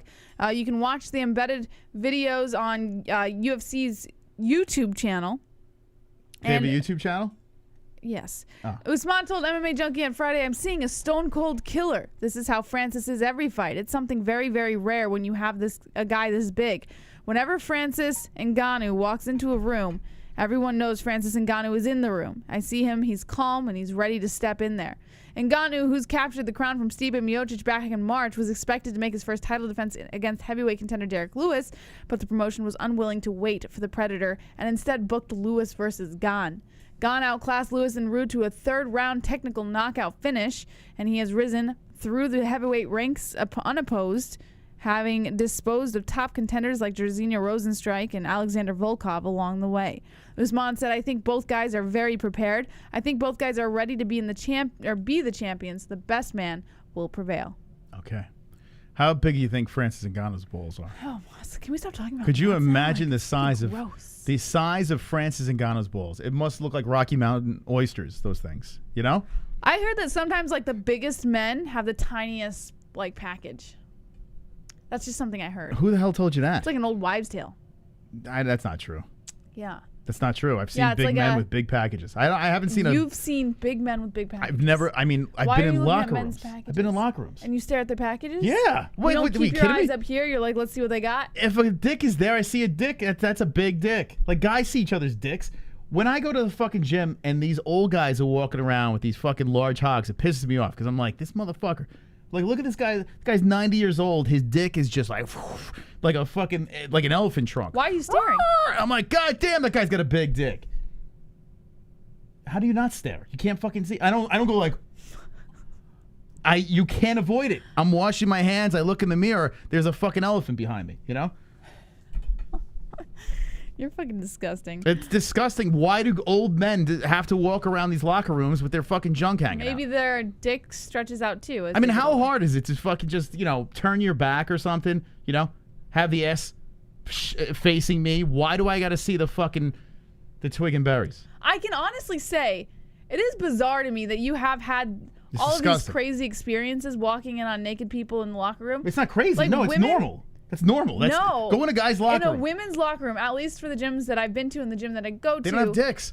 Women don't just run around naked. Like, it just doesn't fucking happen. Unless I'm in, like, some fucking bizarro world. Like, maybe 1 or 2 women every once in a while is running around naked, but you're not seeing, like, you're not walking into the locker room and there's just a bunch of naked women in there. No, so I can't wrap my head around. I'm not walking in the locker room and there's like 20 naked old guys But waiting for me. you make it sound like you go in the locker room and you're There's always a destined dick. to see There's always a naked man. guaranteed to see a dick. I have like PTSD. Like I don't even want to take a piss anymore because I know as soon as I walk in that locker room, there's gonna be an old dick somewhere. And it's like, how many old dicks do you have to see in your life? There's no reason. Maybe it's an old people thing. Like, God, walk in the guy's locker room, you're gonna be scarred for life. You Maybe walk in there like, what the? I wouldn't be scarred. I would walk into a men's locker room. What, and when look at the old dick. Well, I've seen old dick before. You see mine. What do you see anyone else's old dick for? Just kidding. That was horrible. I'm so sorry. That was really mean. This is unacceptable. I'll never say it again. It's the show. Someone bought a shirt. It's a tank top. At the merchandise. Limited edition merchandise. What you got? Got the merchandise. Limited edition merchandise. Got the merchandise. Limited edition merchandise. Got the merchandise. Wagwam. What up? How you doing there, Anonymous? Bought a premium tank top. Let's go. Let's go. Anonymous. We bought a tank top. Thank you. Getting the limited edition merchandise. Beautiful. Limited edition merchandise. Let's see what else we got over here. Just want to catch up real quick here. Super chat. Alexis. Gained by Crossy and TKO. Croissant? Imagine he just fucking whips a croissant out and just fucking hits him over the head with it. Croissants are so good. It's got to be a real stale croissant. I love croissants. Croissants are good, but if they're not fresh, they need to be fresh. Like if they're True. a little off freshness, they're like horrific. rocks. Yeah. Yeah. Like if you have a bagel that's a little not fresh, you could eat it. But a croissant, not really. Unless if you toast a stale bagel, you're more inclined to have a better bagel. A bagel that's been there sitting around a little long, and the croissant sitting around a little long. You can't toast a croissant. No, you have both in your hand. What do you eat? The bagel. Of course. Yeah. You don't eat the croissant. No. The croissant fresh, fantastic. Mm-hmm. Although you you ever have a croissant with bacon, egg, and cheese on it? Yeah. Oh my God. It just falls apart though. Like it does. It's a messy mess. Yeah, not it's a messy. It's a very messy device. Contraption. CBD. CBD. CBD. CBD. The knitter. CBD. CBD. CBD. CBD. CBD. CBD. CBD. CBD. It helps with healing process and inflammation and stuff like that. So you want to get these for before or after the fight training and make your life a better place. Okay, Knitter, what do you got? Hey MORE, I got a new puppy dog. Her name is Kira. Say hello to Kira, dog. Kira. I named her after Star Trek DS9 Major Kira. Kira. I am so happy, Smiley face. Kura is so sweet and smart. That's awesome. Can't wait to watch UFC 270. The belts will stay the same. Fist. All right. Cool face. Era. Now, Jesse. Yeah. And Ann didn't say points, but should we give it to her? I mean, or no? Get the fuck out of here. Where's the points? Come on. Y'all forgetting your points. That's on you. You're just going to let Roberto win this game? Come on, Ann. And congratulations on the doggy. Kainoto. Wonderful, wonderful. Oh, my God. So Moss is that dude? Stays a little too long in the sauna. Makes long eye contact in the jacuzzi. Takes uncomfortably long showers. Gay chicken champ. Wins in one move. Nah, it's I like... bet Kainoto stares at people in the It's so fucking in weird. The sauna. I don't go in a sauna. Well, we don't have a sauna in our You gym. did in New York. I used to, but I Yeah. stopped when it got real fucking weird. When the old guys would sit there naked in the sauna, because now you're forced. Like there's no way around it. There's dicks, and you're sitting with the dicks. You got it. Like it's just like I'm Wait, here. they go into the sauna naked? There are guys that lie on Don't the you have to fucking have a sauna with towel their wrapped dick around your flopping waist or around some and shit. They don't give a shit, man. Ew, I bet it smells horrible. No, it just smells like Dicks and steam and sweat. Doesn't smell like dicks and steam. I bet it smells so bad. It just smells like sweat. That's what it smells like. And I don't know. I don't know what it sweat. smells like. It's just disgusting. But a sauna's nice. We don't have one, unfortunately. I can't stare at sauna dick. But I don't understand. I think you just get to an age where you just like, who cares? You know, you're just like God. whatever. That just sounds horrible. Like I think guys just give up. They're just like, I have no one to impress right now. I don't give a fuck. Here's my dick. They're just trotting around. One guy's using the What fucking do I got hair to lose dryer. anymore? This guy's using the hair dryer. His dick's just flopping around. It's like, put some fucking pants on. Bro, put your underpants on or something. Put some sheath on. That makes me happy I'm not a man. You know, Men are like, disgusting. They're disgusting human yeah, it's beings. pretty. I think men are pretty gross, to be honest. They're- I love men, but I think that they're so gross. They're disgusting. But Like the points to the boys. hygiene could use a little work, but whatever. Anyway, I don't know why we keep on. Kainoto, stop Anyways, bringing us back to the yeah, dick. like what the fuck. Speaking of men, all right. The Hearns. Wonderful. I bet the wonderful. Hearns put it in there. Let's see. In the county jails you have to shower with multiple dudes. Good thing they in Los Angeles there's no booty snatchers. DC blacks have that reputation. No points over. What's going on? Just letting the Hearns look at. I mean, that is the Hearns, but wow. So it stays it put. I've never been to jail. My brother has been in a holding cell, but I've never been behind bars. Knock on wood. Anyway. All right. Nate Diaz is calling for the UFC to quit slowing down the real fight game and book Dustin Poirier fight, and Dana White has a response to that, Moss. Yeah? What does he say? According to Jed Meshew of MMA Fighting, Nate Diaz and Dustin Poirier are getting tired of waiting, but Yeah, Dana I'm getting White, tired of this too, man. it seems, is not. Last month, Poirier lost a lightweight title bid against Charles Oliveira at UFC 269. Following his defeat, Poirier began calling for a bout against Diaz, who in turn offered to fight Poirier as soon as this month. Ultimately, the fight was not booked and at the moment doesn't seem close to being made. All right. I'm going to make a rule. We don't talk about this Well, you're going to anymore. have to because Dana White did respond. We don't talk about this anymore until they make this fight official, because I've had enough, Jesse. This is I feel like Dana White he's just hanging these guys around, just waiting for Conor. I think that's what's happening. No. Well, I'll let you know. This appears to be frustrating both men, as yesterday the two took to social media to renew their calls for the fight, with Diaz blaming the holdup on the UFC. The Diamond tweeted out, "I'm gonna fight your ass," and Nate Diaz also tweeted, "At UFC, stop playing with me. Consider this my signature to fight this fucker. I've been trying to fight for a minute. Quit slowing down the real fight game. It's time." Yeah. And then Poirier tweeted out, in quote, "the real fight game." And then he also tweeted a picture or a poster, I guess you could say, of the welterweight bout between Poirier so versus annoying, man. Diaz. Now, Poirier and Diaz were originally scheduled to face each other back in 2018, but the bout fell through after Poirier suffered an injury during training camp. The two men's roads diverged after that, but now seems like the perfect time to finally rebook it. Dana White suggested as much following Poirier's defeat to Oliveira, and when asked about Diaz's comments yesterday, White said it's something the UFC is still interested in. He said, "Of course we're interested. This is what we do. We make fights every weekend. What happens is guys just want to jump out of nowhere and say, I want to do this, I want to do that. We have fights booked all the way up until May 2nd. second right now. Everything is in place. Everything is done. So obviously Nate Diaz will get a fight. I say this all the time. I've been saying it for 20 years. We are contracted to fight guys 3 times a year. They've got to get fights. He'll get a fight. Diaz will certainly be offered a fight, but whether that fight will be against Poirier remains to be seen. Diaz is currently... Just put it together, man. What are we doing? Not Come on, man. We all want to see it. Just put it together. But I'm getting sick of this. Like it's like blue balls. White was not willing to speculate on that possible booking, though he did admit it was possible. He said it could be, but it's going to depend. I think Conor will be back this summer, but I don't know if Conor will be back this summer. That's all going to depend. Jesse, I'll be in Depends by the time they book this fight. It's all going to... You know what I'm saying? He said it's all going to depend on how Conor's leg heals and a million other things that could happen between now and summer. So to speculate is even stupid. I just stopped doing that. When Conor McGregor calls me and says I'm ready to go full bore and start training 100%, then we start talking about what's possible for Conor. Okay, great. Wonderful, wonderful. The glove touch. Yeah, I played for our Trassas football team in middle school and I quit in 1 week. I don't do dick. So you, because of the dick? You quit because of the peen?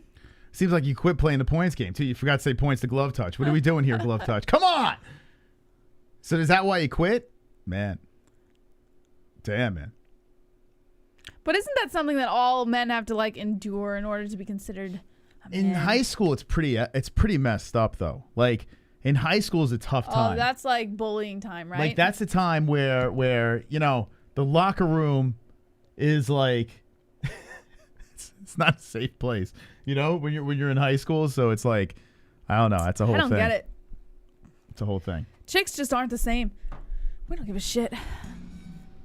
Especially if you're playing in you know, on organized teams and stuff like that. You know, that's where the hazing goes. You know, you go in there. Hey, there's little Todd Little Dick. There's Furry Balls coming in over here. Little what? Todd Little Dick. You don't know Todd Little Dick? Oh yeah. Hey Todd Little Dick. How you doing? Oh yeah, Jesse, you're wearing the lasso again tonight. Look at that. Ah, yes I am, Moss. You know what? And I took JB lasso away because I didn't think you were gonna wear it, but you brought it back. I've been wearing this all day. Can you say Captain's Log Star Date? What? Say Captain's Log Star Date. You look like you're Captain Kirk. Thanks. You do. I am Captain Kirk. You going for the in disguise. The Kirk. Okay. Bones, Spock. Okay, anyway, what else do we have? All right. So did you see Colby Covington went after Din Thomas? Yes, and I did see that Colby Covington put Jorge Masvidal's ex there too. Hilarious. Colby no chill Covington. Yeah. Look at no chill. I mean, that picture's already been out. He put it back up. Just a little reminder. I guess he couldn't get a new picture with her. Yeah, I mean, like, it doesn't work the second time around, you know? It was funny the first time. No, it's like a joke. If a joke hits the first time, you don't say it again. It's not as funny. A joke is never funny the second time around. Comedians use jokes every night, the same joke. Yeah, they with different jokes. audiences. You don't use the same joke with the same audience. Some do. No, you don't, Moss. It doesn't work. I do. I use it every fucking stream, the same jokes over and over again. Recycle them like Colby Covington. I mean, it's a banger, this joke. Look at this joke. Look at that ass, man. Holy smokes, Jesse. Jorge was... Man, do you think Jorge was burying his nose into that thing or what? I don't care. You think he was parting the cheeks? Parting the cheeks? Yeah, was he parting the cheeks? Like, you know how Moses parted? Disgusting. Didn't Moses part the sea or something like that and walk through them? He's religious, right? Jorge Masvidal, didn't he part the cheeks? Oh, boy. Okay. What are we talking about, Colby? You know who she looks like? Who's that actress, Moss? What's her name? It's right at the tip of my tongue. She looks just like her. Who? I can't remember her name, but when I remember, I'll tell you.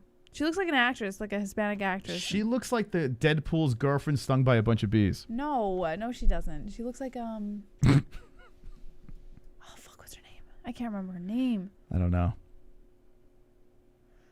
Yeah, I can't remember. Forget it. Okay, so what's going on here?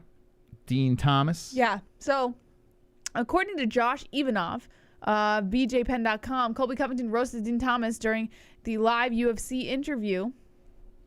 Colby Covington has seemingly made it known that anyone can be on the wrong end of his roasts. Covington was on ESPN to promote his upcoming UFC 272 main event showdown against Jorge Masvidal. During his appearance, he was interviewed by former UFC lightweight and current MMA analyst Dean Thomas.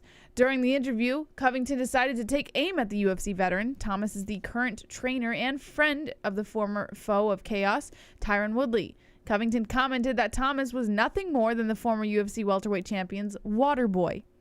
He said, "Hey man, if you weren't busy talking shit saying I wasn't about that life in the media, you know, I'd be down. But Dean, you're nothing more than Tyron Woodley's water boy. So for you to talk shit about me is criminal." Covington said this after Thomas suggested he still wanted to do an episode of Dean's Diaries with him.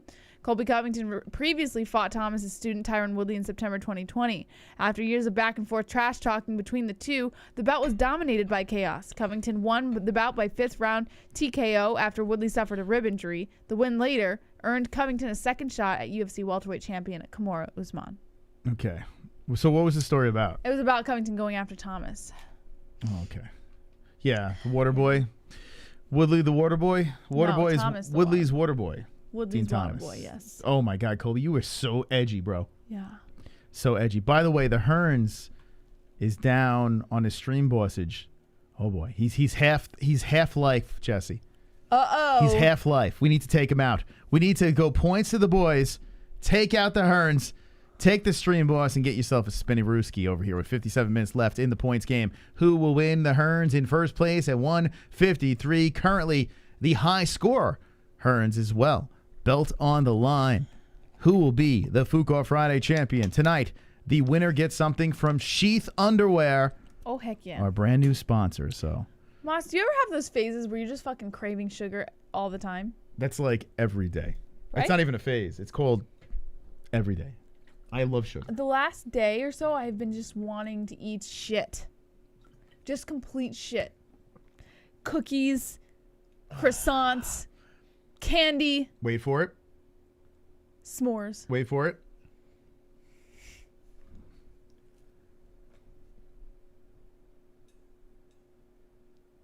What? Someone's going to be like, what? Wait for it. Yeah, I know what you're waiting for. There it is. Yeah. Someone always says that. If I say one thing about me, someone always says it.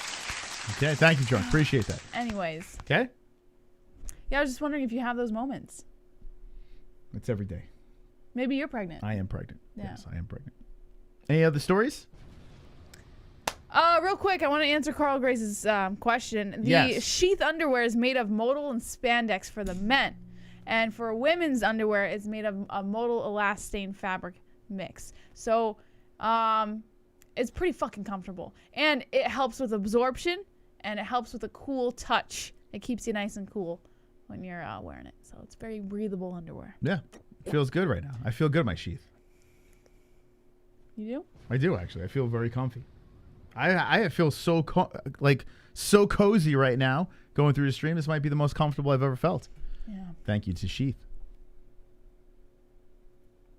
Okay.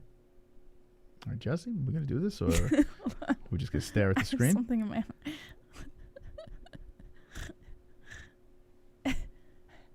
Eyelash? in my eye. Anyways. Is that Billie Eilish? Billie Eilish. Neil Magny versus Max Griffin is on tap for UFC Columbus in March.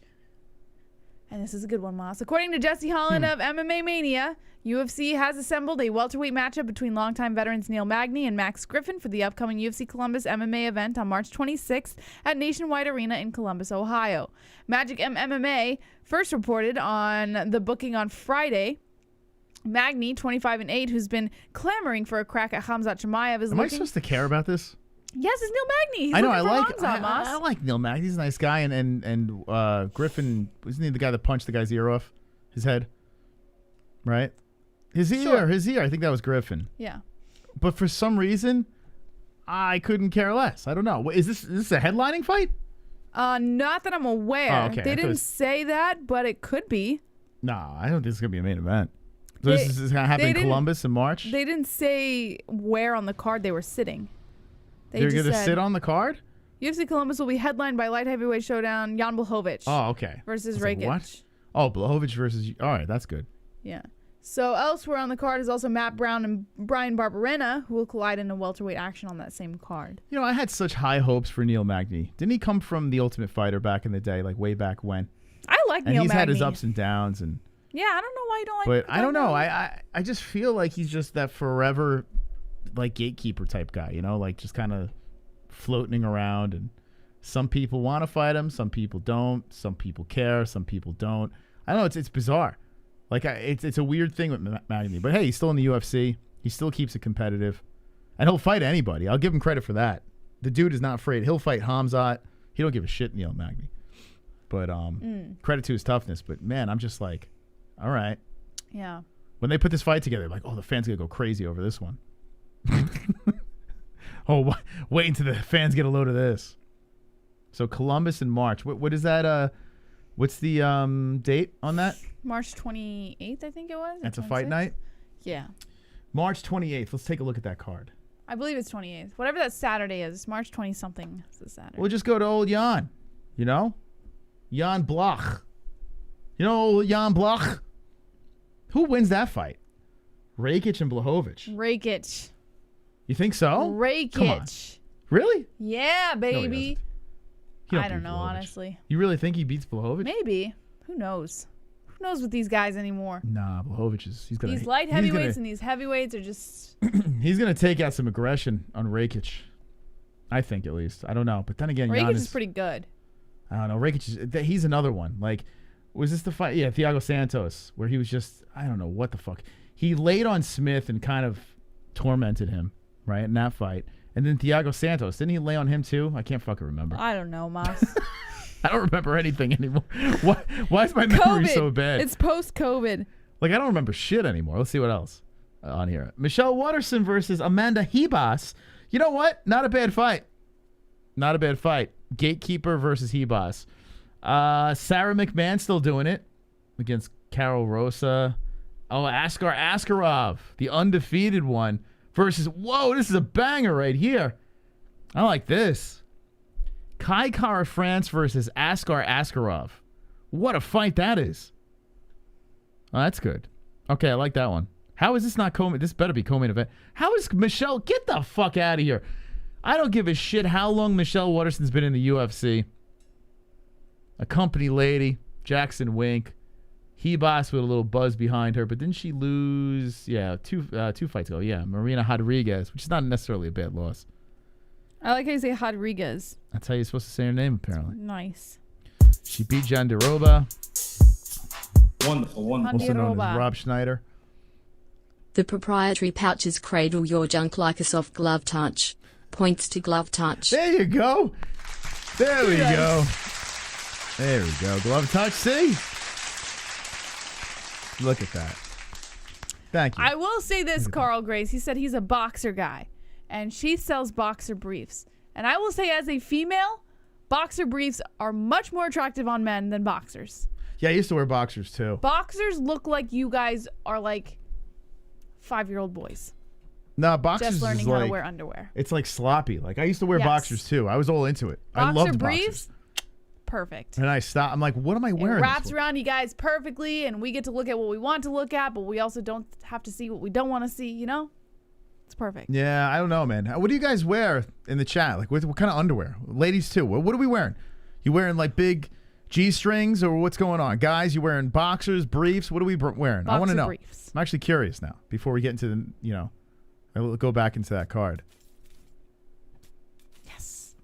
Is everyone going to forget that Francis Ngannou was indicted for child molestation in 2020 and only need to pay what? What the fuck? Oh, stop it. That's from Wayne Kerr. I'm like, what is that guy talking about? Wayne Kerr. Hey, fucking wanker. Thinks he's watching the Bisping show or something like that. Let's see. What are we wearing? Boxers. See, boxer wow, you guys briefs, wear boxers? Guys. All right, no, Conrad don't wear boxers. It's such a silly appearance. If you wear boxers, you might as well stop. Tonight will be the last. Go back to elementary school. Go burn it. Go burn your boxers. I don't know. It's weird. Boxer briefs, baby. Yeah, boxer briefs. Briefs aren't bad either, though. No, I went from briefs. I went from tidy whities. Oh, you were tidy whities? I used to. I was a kid. As a kid, I wore tidy whities. As a kid, yeah. I get it. Jesus okay, Christ. but how long did you wear it's tidy? my 30s, but still. No, I wore them. I bet you did. I wore tidy whities probably. Did you wear tidy I don't know whities if I into your hit 20. adulthood? I don't think I hit my 20s. With You were it. a teenager wearing tidy Yeah. whities? Yeah. When I was a teenager. I can't remember how old though. Oh boy, Moss. I switched to boxers, then I wore boxers for a while. And then I was like, then I got introduced to boxer briefs. And I was like, what am I doing? Boxer briefs, they look nice. Yeah, I went to boxer briefs. They're the perfect mix. They're the perfect medley for your bottom side, you know? I mean, for everything going on down there. Especially if it's sheath. Jessie wears granny panties. No, Jessie wears these things. It's like she might as well not wear Strings. anything. It's like she's wearing dental floss. I don't know what the fuck's going on. But they're so comfortable. I'm like, why even bother? They're called thongs, Moss. Well, then again, the sheath stuff is nice. G-string, that's what it's called. The sheath stuff that she's wearing now is nice. But, you know, the other stuff, it's like, what the fuck? Don't even wear anything. It doesn't do anything. And then it gets all up in your, like, what if you don't wipe correctly? You know? Well, you make sure you wipe correctly. Like me, I could never wear a thong, but now that I bidet, I could wear a thong, no problem. You know? I would prefer 'Cause you I'm didn't. constantly, I'm good down there. But before I fucking bideted, I didn't know if, I mean, I have a forest down there. I didn't know if I got everything. If I wore a thong, chances are a nugget would come out or something. I don't know. Okay. Now that we got that out of the way. Yeah. All right, Jorge Masvidal. Wait, I want to look at the rest of this card. Okay. Matt Brown versus Brian Barberena. Let's go. Grasso versus Wood. I kind of don't hate that fight. Don't hate that either. And here's the Neil Magny versus Griffin. Tucker Lutz versus Sung Woo Choi. This is not bad, this card. It's actually not. I was going to shit on it. Montel Jackson versus Batcherel. Damn, this card's long. Okay. All right. It's not bad. It's not a bad fight night. We ladies don't have that problem. You guys don't have furry assholes? It's kind of gross when you talk about it. Like, it's really. You mean you it's girls like a don't subtle have furry reminder assholes? that men don't keep themselves kempt up. I hate to down break there. it to you, Jesse. Majority of the men you know in your life, I don't want to know. their assholes I don't are wanna know. a hot mess. Like their assholes are so disgusting. It's pretty. Yeah, I don't want to. Think about what's going on down there. Because here's the deal. I don't want to think about what's going on down there. I bidet. Why don't and you it's guys still nasty. just do what women do, and either wax that shit I used to feed it. or I used to feed feed it Yeah, but or it's shave not. it. Like do something with it. I used to feed my asshole when I was a young dating lad. Would you ever bleach your asshole? When I was hot to trot. Would you ever bleach your butthole? No, I would not bleach my butthole. That's Why? fucking retarded. No. Why is that retarded? Can I tell the story or no? What? What story? Now I'm concerned. Oh, I think I told it on air. I did tell the bleach story on air when we first started dating. Right? I told the bleach story? I don't even know what story you're talking about. Yeah, I told it, but I'm not gonna tell it now. All right, forget it. No, I don't know. I'm not gonna go Now there. you're making me nervous. The bleach. It was. I actually told it on air with you back in the day, and we had a good laugh about it. I was gonna tell it now because we have new viewers, but that might be too much. What story? The bleach story. All right, forget it. Tell me now. I don't know what it is. No, forget it. It's Christmas. What's the story? Merry Christmas. It's Christmas. Roberto. Merry Christmas. My name is Troll, and I'm a special hole. I'm shirtless and alone again. Internet is my only friend. It's Christmas, hooray. I sit and watch MMA. No girlfriend this year, but I have my hand. Sit in front of computer, making fun of people. No avatar to hide my grumbling face. Oh yes, it's Christmas. I am so hideous. Maybe Santa will bring me a pocket pussy. Roberto. Points Ann. I walk around boxes sometimes. When my sisters visit, they get mad. I walk around boxes. I get pajamas for the holidays. Look at that. Went to the knitter. Oh boy. The Hearns with his Christmas gift to the knitter. What do you think about that, Jesse? Are How you feel? talking about the time when I brought the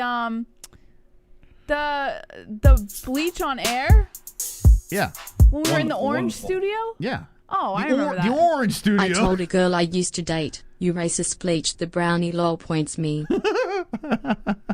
I told the girl I used to date, you racist bleached the brownie. He was making it sound like it was all this big old deal. I didn't make it a big deal. Yeah, I remember. Remember the bleach story? All right, When points to Roberto. I Look brought at that. the bleach on air. Roberto's showing how. Roberto's playing a game for everyone tonight. Let's go. Man, you have me all nervous for no reason. Yeah, when you used to bleach your asshole. I still bleach my butthole. Yeah, I was like, what the fuck? I'm like, this girl bleach her asshole or bleach something? their buttholes, How the guys. hell does it look like that? I bleached my butthole. I confronted her. I was like, what? I have the bleach still. The fuck? You still do it? Yes. Why? Because girls bleach their buttholes. It looks pretty. You know, no girl wants to walk around with a super dark brown starfish That down there. can't be good for you, though. Like, It's you're just not afraid of getting like some sort of asshole cancer from that? No. You don't have to bleach that. It's just like a cream. Oh my god. It's not like you're putting anything inside you. Oh my god. Should I bleach my asshole? I think it will, take care of yourself, Any guys in the chat bleach their assholes? I know porn stars do it. You want to talk about your previous Guys, there's life? nothing wrong with it. You'd be surprised how many females you know who probably bleach their buttholes That one at girl, home. do you bleach your asshole? Let me know right now. I need to know. Is there another? NH? It's not like the end of the world. NH, do you bleach your asshole? Kendall, asshole bleacher? Need to know. I'm pretty sure. Glove touch? Do you bleach your asshole? Mom, are you in the show? Anyone bleach their assholes in the chat? Glove touch don't do it. Yeah, exactly, Vlad. You'd be surprised. I don't know, man. You're the first girl I've ever met that bleached their asshole. They have non-chemical formulas like creams. It's not like I'm checking girls' assholes out, but I mean, Mas, with all the girls you've been with, let's be realistic. You mean to tell me? Oh, don't act like that. You mean to tell me that none of them had a bleached butthole? most of the time I was so drunk I wasn't checking their asshole. I highly doubt that. I'd be like, let me look at that asshole. I highly doubt that. Bleach my pee-pee hole. Ann says no chemicals for me. I mean, yeah. No, they have non-chemical creams. They're not like they have like organic, safe creams that you can use. You were like, it's so weird because you were like, there was one point you were debating like vaccines and shit like that. But you're you were not like, putting anything inside you. I'll bleach my asshole. You're not putting anything. It's topical. Good Lord. It's topical. Kendall bleaches her asshole. Thank you, Kendall. See? And yes, men are picky I guess that about one girl everything. does. Wait, do because you girls really do if I it? didn't bleach my butthole, you would have something to say about that too. Well, I wouldn't say, oh my God, she's got a fucking dark asshole. But you would notice. It's not real bleach. This is why women bleach their buttholes. But what is it? I mean, if it dyes your skin, It's kind of like if you were to put peroxide on a cut. can't be good It's for made you. with like peroxide. It's like, you know how peroxide turns your hair lighter? You know what would happen if I tried to bleach my asshole? I would just have blonde hair back there because I would just bleach the hair. There's so much hair. No, it bleaches in order the to get skin. to the asshole. It doesn't like turn the skin white. It just lightens the skin. So We should get an asshole bleach sponsor. That should be next. I have. Yeah, reach out to them. I can. I want you to do that live read. Okay. Anyway, Do you have a dark butthole? do you think do like dark skinned women what do they do? They don't have to bleach their assholes. No, they don't have to. Right? Well, I suppose that like, I don't know. I But they honestly have don't pink. Actually, everyone's asshole's pink. think- No, it's not. Yeah. Dark skinned girls have Inside pink your assholes. asshole Yeah. is pink. Yes. Yes. So what are you bleaching? The point is to make it look like the color of You're your bleaching skin. your asshole. So that means dark skinned girls could do it too. Yes, to make it look like the color of the rest of their skin. Oh man. Because your Could you butthole is imagine? naturally darker than the rest of your skin. Imagine you have like a black chick, you go home, you fucking bend her over, and there's this fucking white asshole. It doesn't work that way. It does not work that way. All right, I don't know. I don't know what the hell's going on anymore. Oh God. Anyways. Excuse me, miss. Do you bleach your asshole? Well, you did just do that to every woman in the chat.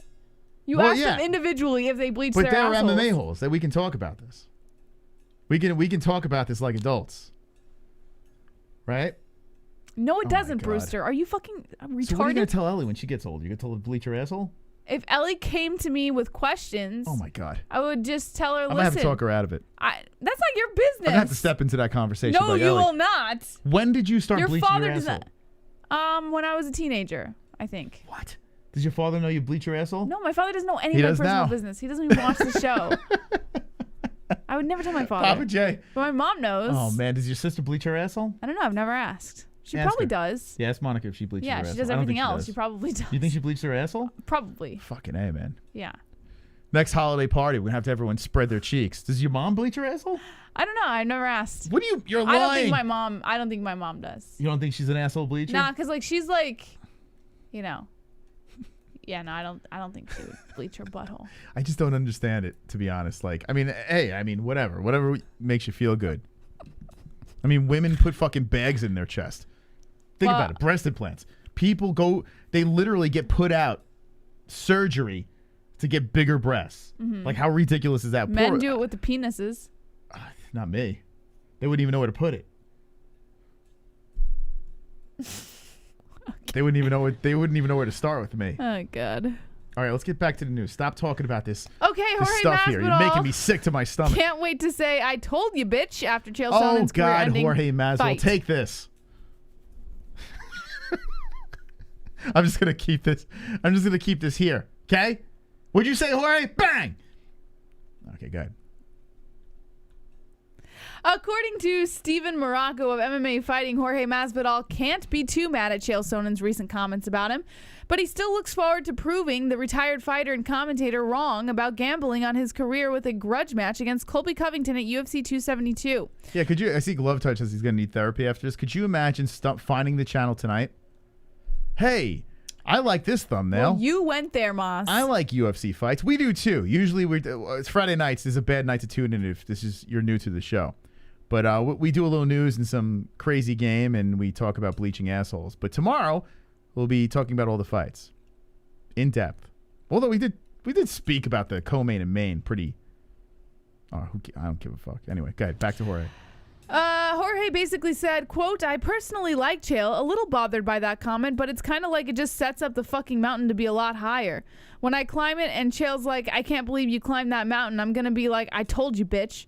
Sonnen made headlines earlier this week by categorizing Masvidal's meeting with Covington as a career-ending fight. To be fair, the three-time UFC title challenger also showered Masvidal with praise and pointed out the reward on the other side of the risk, a shorter road to another title shot. But naturally, the negative implication of his statement captured the most attention, and it stung a little bit for Masvidal. Do you think this is Sheath's first night of watching us? Like, they're like, oh, I want to see how they talk about the sponsorship, and we're talking about bleaching assholes. Yes. Goes well with underwear. Okay. All right. Yeah. All right, back to Jorge. He said, I get it, man. Two white boys from Oregon, they both have the sleazeball style, like cutting edge at the time. I thought Chael did it in a more classy way, but he still said things that didn't need to be said, like bringing up Anderson Silva's wife. So those types of guys got to stick together. But I like him, though, because Chael is the type of guy that will go back and apologize. So when I fucking murder Colby, he has to be like, holy shit, this guy deserves a title fight and blah, blah, blah. A win over Covington would also send a message to others. As much as Masvidal enjoys the verbal stylings of Sonnen, he also credits them with encouraging fighters like Covington to take the same path. That ended up working against Masvidal directly when a dispute over money with Covington, his former roommate and teammate at ATT, led to a very public falling out. You think Roberto Hernandez bleaches his asshole? Not at all. Okay. No. All right. Instead of He's a Covington, real man, that's why. Well, yes. Instead of Covington talking trash on his behalf, he became the target, adding more drama he had no interest in. I think he has a hairy butthole, too. Do you think that Jorge Masvidal bleaches his ass? Absolutely not. But I think Covington might. You think Covington bleaches his ass? Yeah. He's got really long eyelashes. In fact, you ever I notice think that? Covington probably shaves, too, down there. What's up with Covington's eyelashes? It always looks like he has eyeliner on. But I think he just has like super long eyelashes. He has no eyelids, Moss. He doesn't have eyelids. See? No, he's got like really long eyelashes. No, he has no eyelid. He's got no eyelid? No eyelids, yeah. What do you mean? Look at, he has no eyelids. It's just eyeball. He has no lids. He's got no lid. Was he Asian? Like you have lids. He has no eyelids. It's just all ball. Oh yeah, where the fuck is his eyelids? Yeah, you didn't notice that before? No. Now you do. What the hell? Bum bum bum. You Wait, learn something new every day. Wait, when did you know this? The more you know. Where's his eyelids? I told you. He has no eyelids. Do you think he's part Asian? No. What was the is it Korean or I can't remember, but they actually like do that surgery to give themselves that eyelid? Like there's an actual surgery for it. I'm not aware. Where the fuck is his eyelids? Maybe if Covington got a surgery to pull his forehead up a little bit. I noticed that he had long eyelashes, but actually now his eyelashes don't look that long. So is his eyelids all fucked up? It's just shadow because he has no eyelid. They're like covered up by Why skin. do you choose now to let us know this? Well, you brought up his eyelashes. It's not his eyelashes. It's because he has no eyelids. Colby, where the hell are your eyelids? Dude, you're freaking me out, man. Wait, Glove Touch met him in person. Glove Touch, did you notice he had no eyelids? Looking like an alien or something. How the hell did that... You should ask him when we talk to There's gotta be another Covington. picture of this.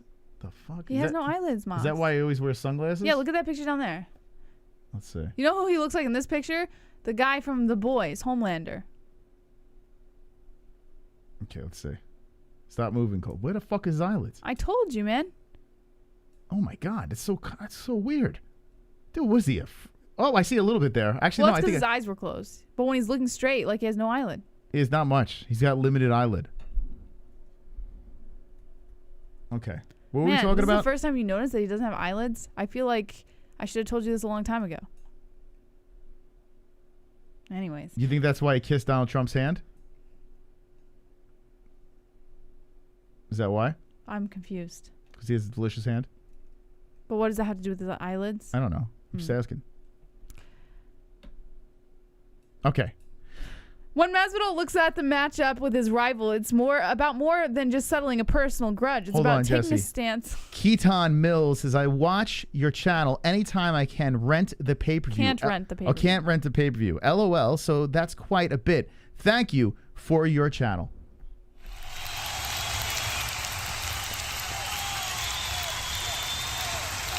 Oh, thank you.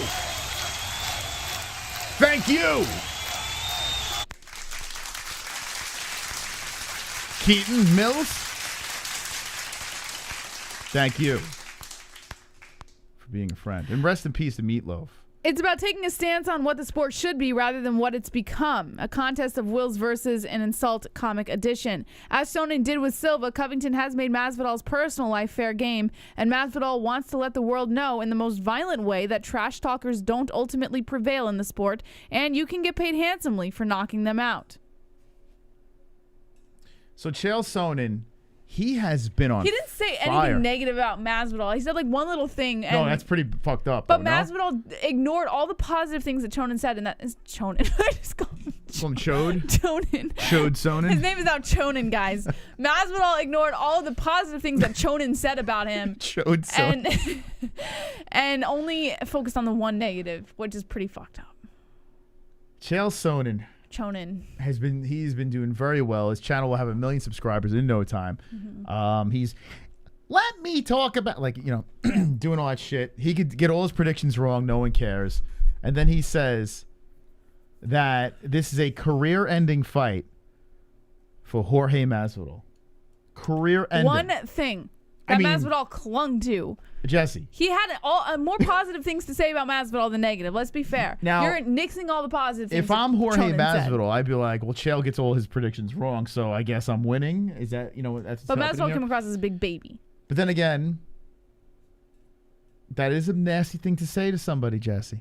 Career ending, which is very possible. I think Chael might hit the nail on the head with this one. I don't think anyone's picking Masvidal.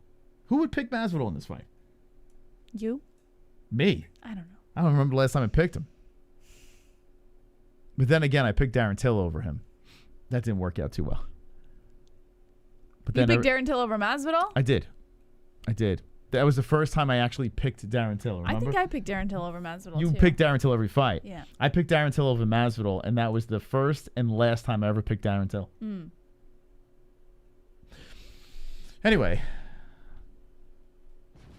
Thank you, Jorge. By the way, we have 30 minutes left in the points game as my voice is fading. It's just fading away, Jesse. Roberto, what the? Every fucking Friday show. I don't know what it is. My voice is having so much fun that it just evaporates. Yeah. Roberto Hernandez at 58 points over here. Still is the stream boss. No one can take him out. Phil Starr took him out briefly, but Roberto took it right back over there. So he has some damage, but still the stream boss. And he is the high score leader. He's also the first place person. Does he hold on the belt tonight? For another week in a row, does he stay the champ, Jesse? What's your prediction? Nah. JB Lasso for the win. You say that every time. You might want to make a new prediction. Guys, can you please give JB Lasso some points, please? Please. It's JBM. It's JB Lasso. Last time I changed it to JB. You want to try something else? I changed it to JB Lasso last time. It didn't work. If JB Lasso wins tonight, I will buy on Amazon a little mustache, and every FOOK Off Friday for 2022, I will wear the mustache. Wait, every one? Yes. Jesse, that's. I think Roberto might start donating in your way for every Friday show. You would wear a mustache. That's okay. We're in January, and you're gonna wear one every FOOK Off Friday. If you win. If I win. Come on. JB Lasso. You're not gonna. You're really. You're gonna. Let me help you out here. You're gonna wake up one Friday and you're gonna be so fucking mad that you agreed to this. Why? It's just a mustache. That's 11 months. You're gonna wear 11 months. That's 11 times I have to wear a mustache for a show. Oh no, not 11 times. Sorry. No, it's not 11 times. 4 weeks in a month times 11. The 44 times that I have to wear a mustache in a show. I said 11 times. 44 times. Are you real? Yes, tonight. If I win tonight, I will wear the Lasso mustache every FOOK Off Friday for this year. I think this is the better thing. I think you should be high score to make that. You know, you're selling yourself short here, Jesse. You could win that with one donation. Bang. You're right there. You got the mustache for the fucking rest of the year. So, but then I would have to get over 600 points tonight. Well, they make them work for God's sakes. I mean, you're making their life easy. You're wearing I can't even believe I'm arguing with you. Fine. Then I will wear a mustache every FOOK Off Friday for the month of February. Okay, fair enough. Fair enough. If I win tonight. I'm trying to save you here because I know how you... saving me. I know how you are. I'm going to wake up one day and I'm going to look over at Jesse. Mustache. And she's like, I got to wear a fucking mustache tonight because I made that... All right, so February, is that what you're saying? Every FOOK Off Friday for the month of February, I will wear a mustache if I win tonight. Now, I just want everyone to remember this moment. I tried to help Jesse out, and I think I did. I did help Jesse out for the month of February. For everyone that says I'm a horrible human being and I throw Jesse under the bus and this and that, I legit saved her from wearing a mustache the rest of the fucking year. Okay? Mustache March, so February and March. Do you wear a mustache and all right? What do you want? What's February the final? And okay, if I win tonight, all right, Jesse, the game is over. Thanks for playing. I will wear a Ted Lasso mustache every FOOK Off Friday for February and March. All right, 2 months. Yes, for 2 months. Okay. Every FOOK Off Friday, I will wear a mustache for the entire show. And if I win the points game tonight, me and the boys will ride over the finish line gloriously, flexing our biceps and just saying wonderful, wonderful. That's it. Okay.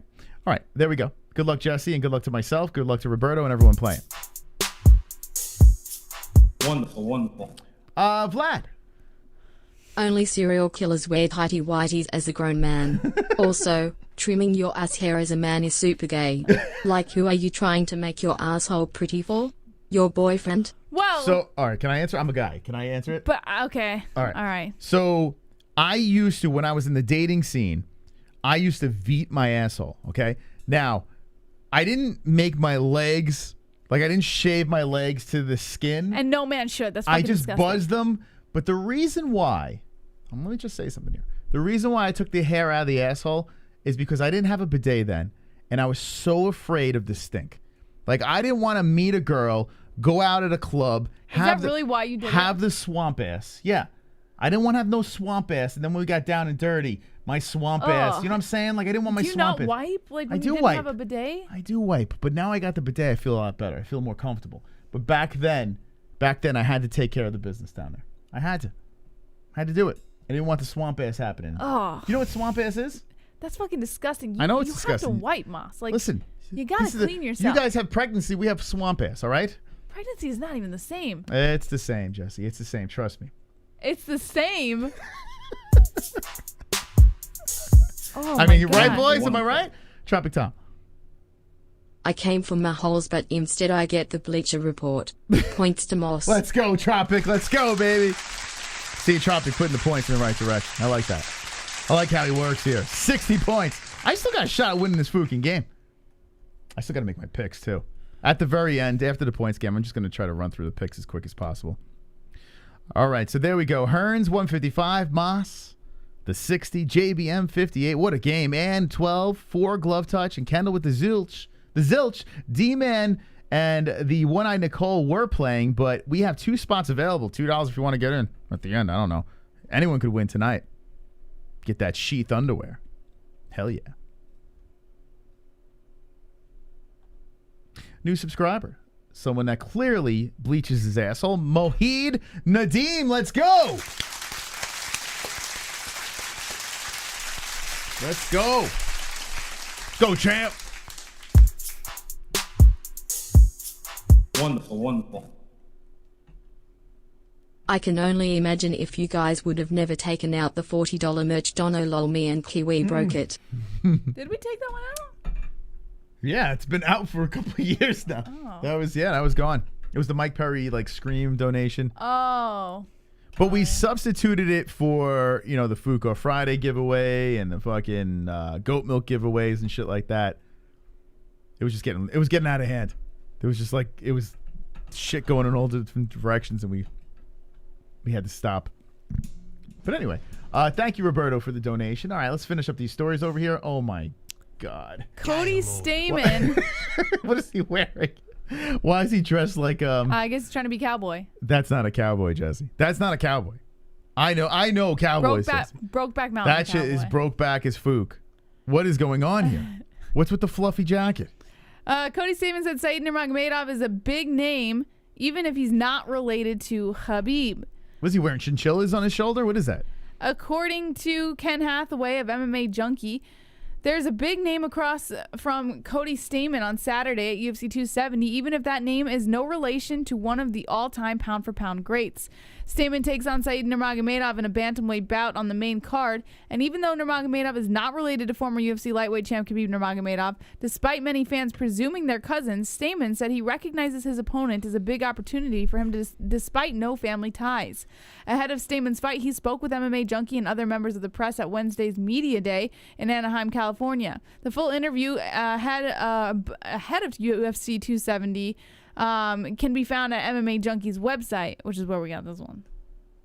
I just bought a pair of sheath to support you guys, but I didn't see where to put the code. Oh, when you go to your cart, just on the right, the upper right side, it'll say promo code, and you just type in MMA-HOLES. So go to sheathunderwear.com.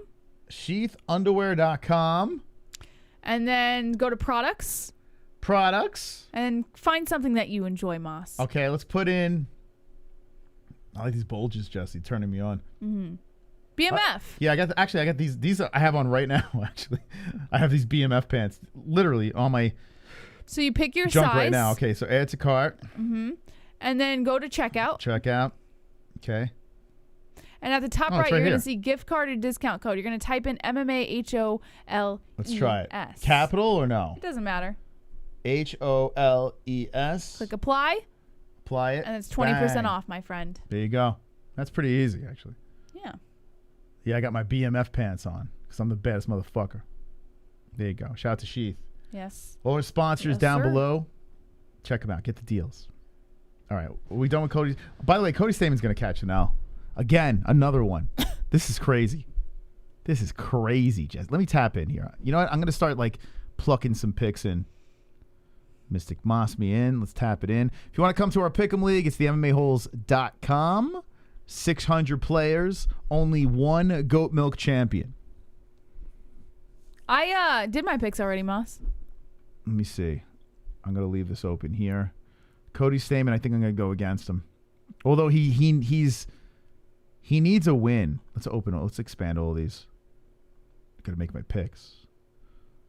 You know, me making my picks on air is just like, it's just giving you guys fucking free money, you know? It's crazy. Cody's a slight underdog in this one. He's on a 2-fight losing streak. He lost to Marab, which was a close fight, actually. And Jimmy Rivera, who is not in the UFC anymore. Nurmagomedov. How old is this kid? Let me look at this. He is 5'8". He's bigger. We only have 20 minutes of the show left, Moss. You're not wearing that mustache. No one gives a fuck.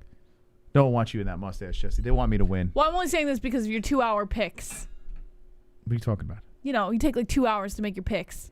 You're acting like we really want to know about Jorge Masvidal's beef with Chael Sonnen. No, we want to talk about UFC 270, kids. What do you want to talk about? Figueiredo. All right, hold on. Let me make this pick. Which should I go with? All right, I'm gonna pick the Russian. Go with Nurmagomedov, yeah. picked the Russian. Let's see. How does he win? Oh, we got a knockout here. He's not going to knock out Stamen. He lost by decision here. Knockout. Oh, boy. So here's my dilemma. He lost the decision, and he kind of wins by knockouts. I don't think he's finishing Stamen. Stamen's not a guy that you finish. Has he ever been finished? Why is Tapology do this? Look, I want to click on the dude. Give me his fucking stats. They don't do that. Is that a bummer? Let's go Tapology. Right? I don't think he's been finished before. Not that I can remember. I crumble for you. Let's see. I don't know why I got Boy George in my head, Jesse, but it excites me. Oh, a knee bar. Oh, shit. That was the Aljamain Sterling one. I forgot about that. Remember that shit? That was vicious. That's right, the knee bar. Damn, I forgot about that. Lost decision. Oh, you know what? Fuck it. I'm going to still go for it. Oh, man, I think so. Oh, fuck. You know, Stamen might win this. Shit! All you are is this dust guy's younger. in the wind. This is a tough pick. Because you figure Stamen's on a 2-fight losing streak. He doesn't want to lose another one. Oh, fuck. All right, I'm going to go with the Russian. Just because he's Russian. By decision. Okay. Go ahead, Jesse. Get to your stories. Dust in the wind. Deiveson Figueiredo is expecting or expected more from Cody Garbrandt at flyweight, saying he's totally in decline. So yet another person who has something to say about Cody Garbrandt eating shit in his career. According to Guilherme Cruz of MMA Fighting, at one point in Deiveson Figueiredo was the UFC flyweight champion, he saw Cody Garbrandt as a potential contender. Now he'd advise no love against ever entering another bout at 125 pounds again. Figueiredo, who challenges UFC champ Brandon Moreno for a third time in the co-main event at UFC 270 on Saturday, said in a recent edition of MMA Fighting's Portuguese language podcast that Garbrandt should consider returning to bantamweight after losing to Kai Kara-France in his flyweight debut this past December. Points to Mystic.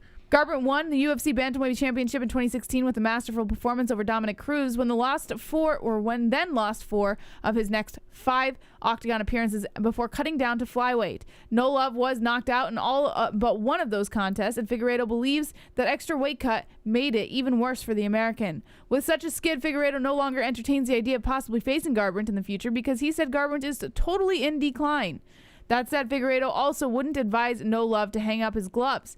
Figueiredo is set to return into the Octagon at UFC 270, of course, but the question is, does he ever come in contact with Cody Garbrandt again? Okay. You know, I think I'm going to win this week, Jess. Yeah, right. I think so, because Hearns is keeping it too close, you know? Yeah. It's too easy to pull a last-second victory. I feel like I'm going to get this one. I feel like the boys are going to ride tonight. We're going to gloriously take the first-place spot and ride off into the sunset together. All of us. The men. On one horse. You're a very handsome man, Moss. That's because I bleached my asshole. No, you mean it's because you don't bleach your asshole. Oh. How do you know? Dwayne "The Rock" Johnson announced a historic partnership with the UFC. Have you heard of this yet, Moss?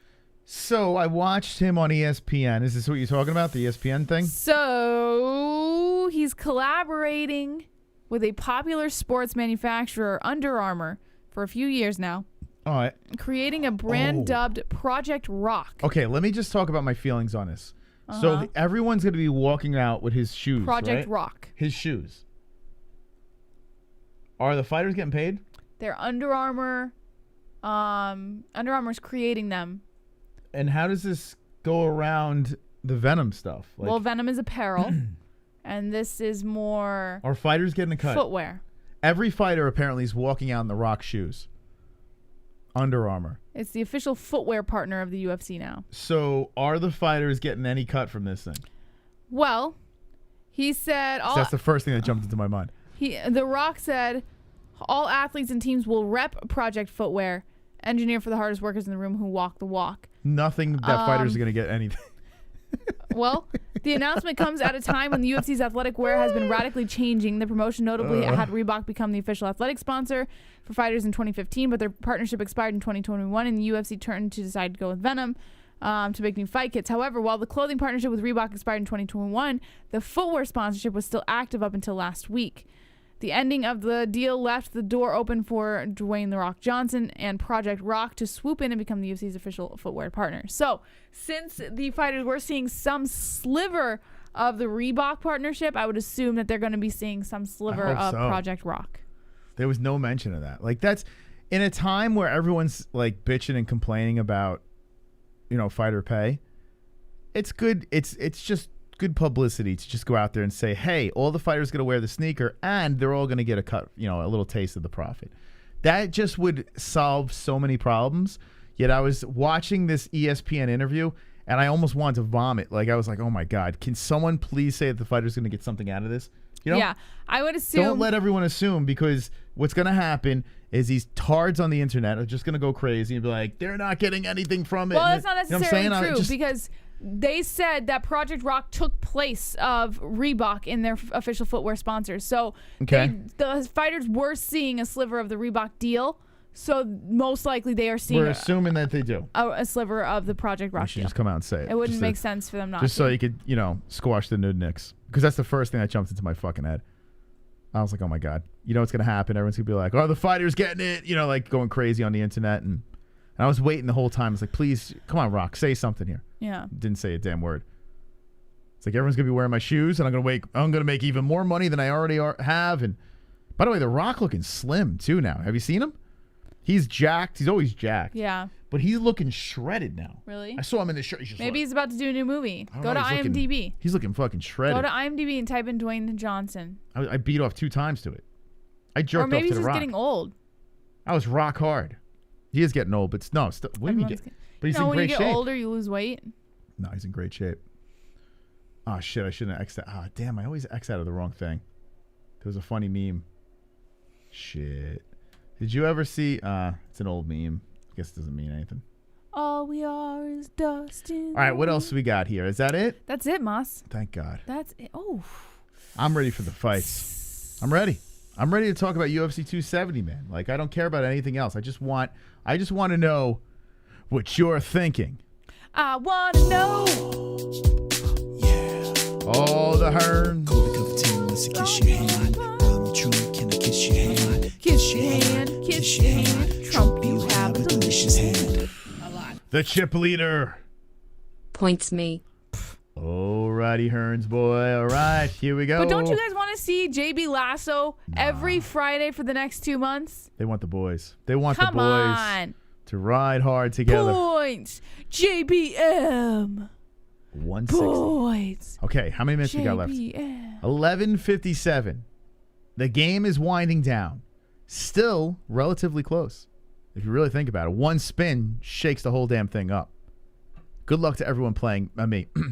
But we have JBM with 58 points, Mystic with 60, NH with 12, Glove Touch 4, Kendall 0, and we have still 2 spots available. So someone can swoop in last minute, enter the game, and blow the doors off this thing. Good luck to everyone playing. With 11 minutes left, we are going to give something away from Sheath, our brand new sponsor. Good luck, friends. Man, oh man. The Hearns did take a little hit here. Let's see what it is. Can you give us your best Ariel Valley Girl accent? Like, oh my God. Slap him, Ariel. My God. My God. My God. Really? Look at it. Look at Ariel go. Come on.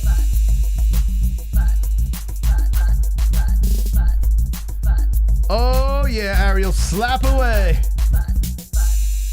He's so good spanking ass, you know?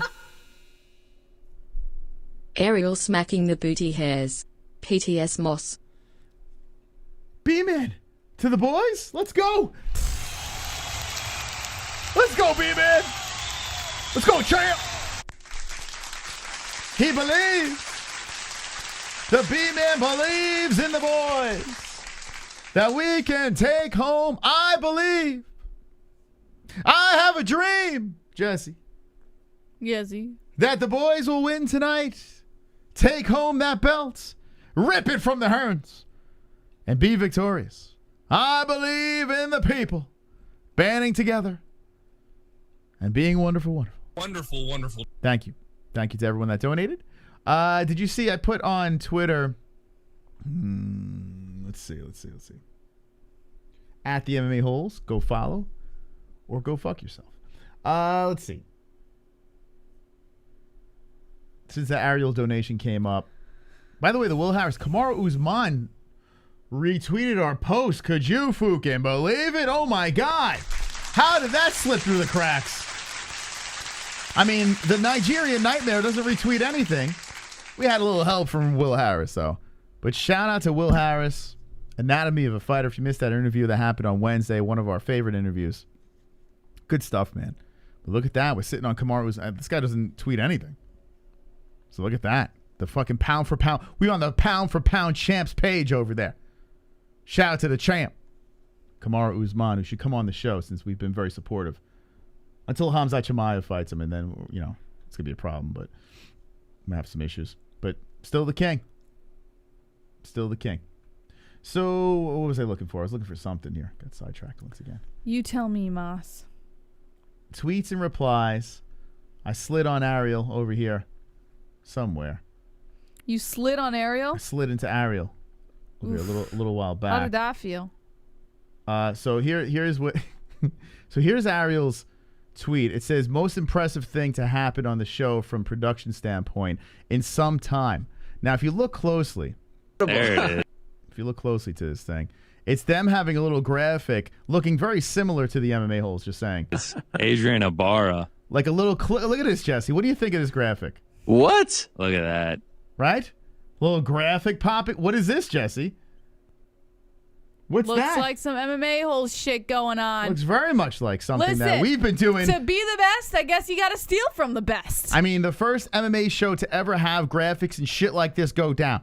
No MMA show is doing this shit. Not one MMA show was doing this shit, so I had to make sure I dropped into Ariel. I said, not as impressive as this production. Let's go. Beat it! Oh! Come on, Ariel! Come on, Ariel!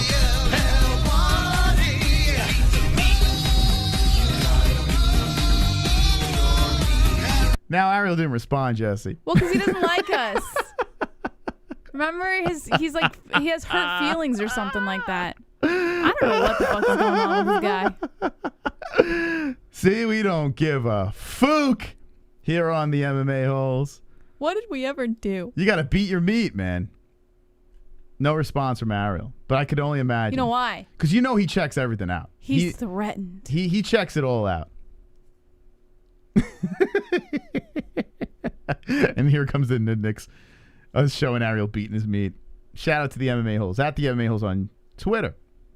Retweet our stuff. Like our stuff. Yeah, you know what we should do is just keep putting that on every Ariel tweet. I've been doing, Jesse, I have been putting this GIF, I have been dropping on all his tweets. Anything he says, I drop a fucking him beating himself. The 30-something second clip. Yeah. I'm pretty sure he's seen it already now. It's pretty, I'm pretty sure. Pretty sure he got his eyeballs on this. Anyway, 6 minutes. You're a boom. Ariel thinks you're a boom. Left in the game. That's it. It's coming down to this, Jess. I need some help. Jess needs some help. Everyone needs some help. But the Hearns. The Hearns in first place. Will someone come in and be a hero and save the FOOK on Friday points game? As tomorrow is the pay-per-view. UFC 270. We're about to find out who's the winner. Roberto has been the only champ of 2022. Will there be a new?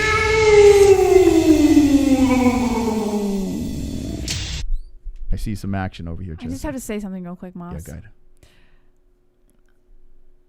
I have the cutest baby in the world. You do? I do. And when she's sleeping, she's just so freaking adorable. Yeah. I just want to stare at her all the time. Yes. The cutest baby in the world. Yes. No baby compares. Thank you.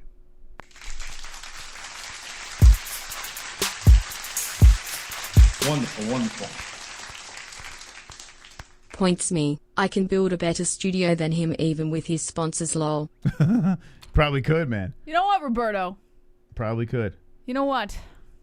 Come build us a studio, please. He basically is with his donations.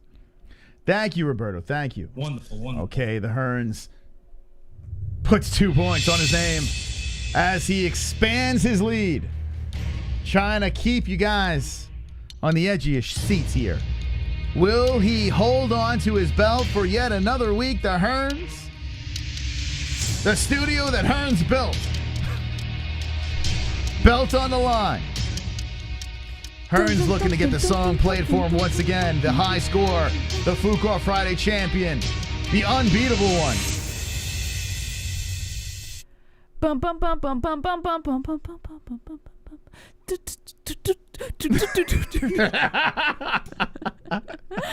I was waiting for that. Yeah. The spaz. Yeah. Does Jesse spaz out? Okay. All right. 4 minutes left of this thing. I'm going to look over at the picks. I want to make some fight picks as we have money on Gane and oh shit. You know I'm going to do something weird here. You ready for this, Jesse? Let's go. Okay. This is what I'm going to do. Let me expand all. I picked Francis Ngannou. I want him to knock out Ciryl Gane, but I'm going Gane by decision. I'm sorry. That's what I'm picking in goat milk because I have a bad feeling. You should be ashamed of yourself. Now listen, we bet on Ngannou. I hope Ngannou wins for the money state, but I'm gonna do this just because I just feel nervous about this one. I feel very, very nervous. I hope this pick is completely wrong, but money is going on Ngannou. My heart is going with Ngannou. I am just going on my pick'em league with Gane by decision. Sleepy 5 rounds of kill myself. Okay, this one here, I'm gonna stick with the upset. I don't know why, but I'm gonna choose Figgy. I don't mind if Moreno wins, but I'm gonna choose Figgy. I have a weird feeling. I'm not gonna go by knockout, even though he says he's gonna knock him out. I'm gonna go with decision on this one too, which I'm hoping I'm wrong on this because I hope there is a finish. But let's go like that. There we go, decision. Okay, I know that's not fun, that's not fresh and sexy, but I just got to stick with it, man. I got to stick with it. I can't play around here. I hope Ngannou knocks out Gane. That would be magnificent. And Figueiredo winning, defending his belt. Let's go. But I don't know. I got this weird feeling, man. Got a little weird feeling going on over here. 2 minutes left in the game. Let's see what else we got here. This one's a tricky one for myself with the Fiallo and Pereira fight. Mamma mia. In fact, I'm going to start from the beginning now. I'm going to go back. I'm going to save that one. I'm going to savor that. Let's go over here. By the way, what's his face? Sean Strickland, is he fucking banging Jasudovic? Like, what's going on? No, they're just teammates, Moss. They're just teammates? He's just very supportive of his teammates. I don't know if they're teammates. I don't even know that. All I know is he said that his girl is fighting some OnlyFans person. So I thought he was smashing. Anyway, I'm going to go with Canada. I'm not going Axl Rose. Oh, here we go. Let's go another decision. How'd she lose over here? Yep, this is a decision. Wow, is this whole... Oh, God, I hope I'm wrong. I hope I'm wrong with a lot of these. Let's see. 1 minute, 40 seconds left in the fucking points game. Is it going to go down like this? Before I finish the picks. Oh, man, I'm nervous, Jesse. I'm not going to lie. Why? I don't know if there's heroes anymore. I think the heroes are gone for the night. Don't I think be the heroes nervous. I'm nervous, Jesse. I'm telling you, man. I'm very, very nervous. I mean, we have a minute left in this fucking game. The Hearns is sitting at top of 162. Literally, if I hit a Severin, win the game. One spin can win the fucking game. Roberto with his 60 hit points away from losing his stream boss. So a donation could come in and a spin can come in at the same. I mean, shit could happen, but there's only 1 minute left. It comes down to this. This is it. Belt on the line. Hearns at the top.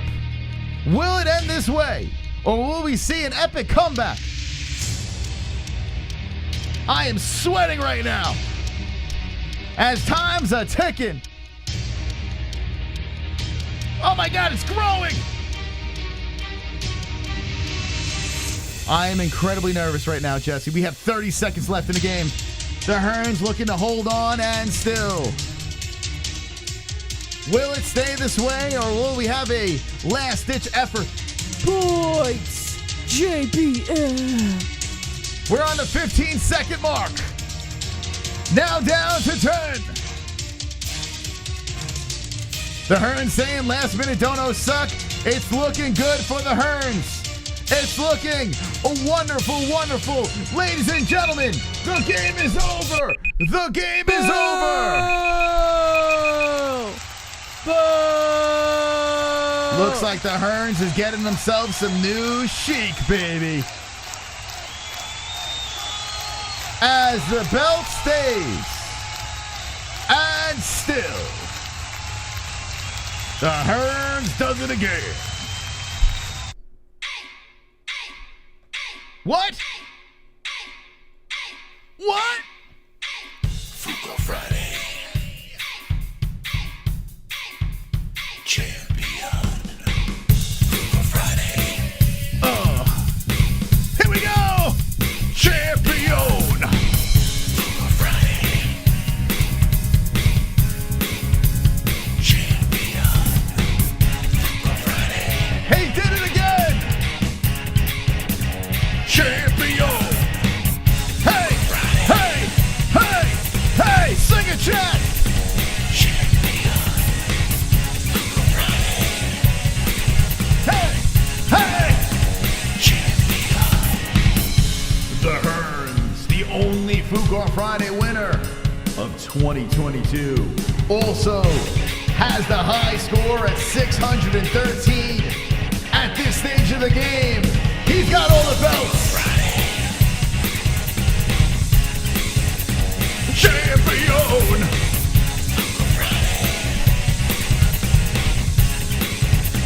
Champion. All right. Hey. The Hearns is once again the champion. Thank you, Roberto, for your contributions. Thank you, everyone that played the Fuka Friday Points game. Damn, man. Good job, Roberto. Roberto Hernandez. Thank you very much. I got to say this. Appreciate the people that come in and support the show each and every week. If it wasn't for you, we wouldn't be here. So thank you to the people that constantly do that. Really means a lot. And enjoy your sheath. I mean, Roberto has a whole wing of his house of MMA-Holes stuff. So sheath would be perfect. He could wear his sheath underwear and check out. Sheath underwear, headrush shirt. Yeah, he's got it all. This guy's living the dream. Watching ESPN Plus on his Lux bidet. He's got it all. The Hearns is a beast. All right. I'm going to finish the show with some picks here. I'm going to slide through these picks. Whoa, hold on a second. Wonderful, wonderful. Mystic and JBH, I want Ann to get the merch, please. What? You're going to give the sheath underwear to Ann H? Is this what's happening? It's against the rules, Jesse. I'll make it up to you. Don't make it up to me. That's right. I'll make it up to you. Everything up to me. You think Ann H? Why isn't it like this in real life, What do you Moss? think, Jesse? I'll make it up to you. Okay. You make the final decision. This is too much pressure. Will we bend the rules for the Hearns?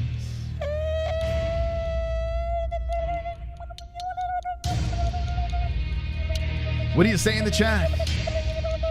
Ann H with some sexy sheets. Oh, super chat. I'll let you think about that. Mystic and JBH, can Ann get the merch, please? Folded hands. Did you just say that? Thank you for the donation again. Appreciate that. Jesse, what do you say?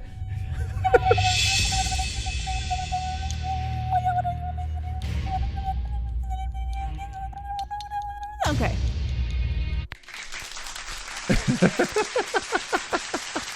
All right, so Ann's getting the Sheath underwear. And shout out to Sheath, our brand new sponsor over here. Sheath, one more time, we'll give them a little plug as they have joined the MMA-Holes family. 20% off. Right, Jess? Right, Moss. Okay, that's all you got to say. Thank you. Okay. That's all Jess's got. All right.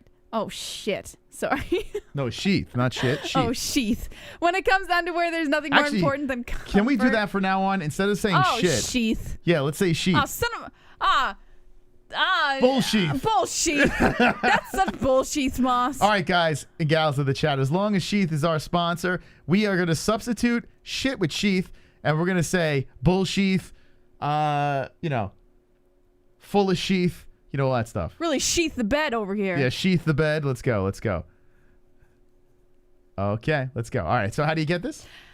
Why empty your pockets for generic underwear that loses comfort, quality, and style when you can slip into a pair of Sheath and get even more out of your daily wear? With Sheath underwear, you can treat your jewels like royalty as they are given their own private sanctum, keeping them secure and you in a state of bliss. Get Sheath now using the link in the description below or go to sheathunderwear.com. That's SHEATH underwear.com. To get your high-quality comfort, use promo code MMA-Holes. That's promo code MMA-HOLES and get 20% off of your entire purchase. Okay, and Head Rush, thank you to Head Rush as well. 20% off is, for their products. Yes, get top-quality or authentic apparel for lifestyle, MMA, and action sports enthusiasts. Head over to Head Rush with the link in the description below. That's Head Rush with the link in the description below using promo code MMA-Holes. That's MMA-HOLES for all of your top-quality apparel. 20% off.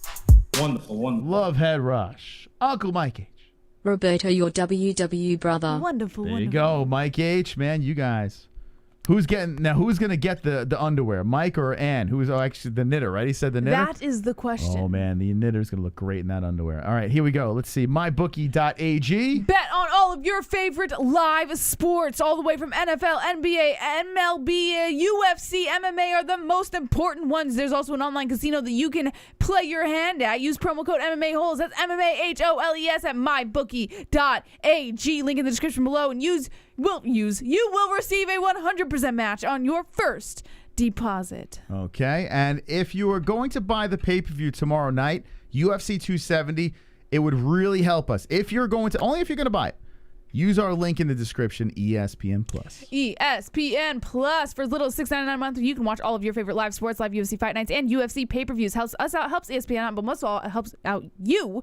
Watch ESPN Plus with the link in the description below right now. Let's be honest, it helps us. Yes, I just said that. It doesn't help them. I mean, listen, It helps the only thing it them. helps them do is less money to ESPN. True. You know, so if you want to support the MMA Holes and buy the pay-per-view, use our link.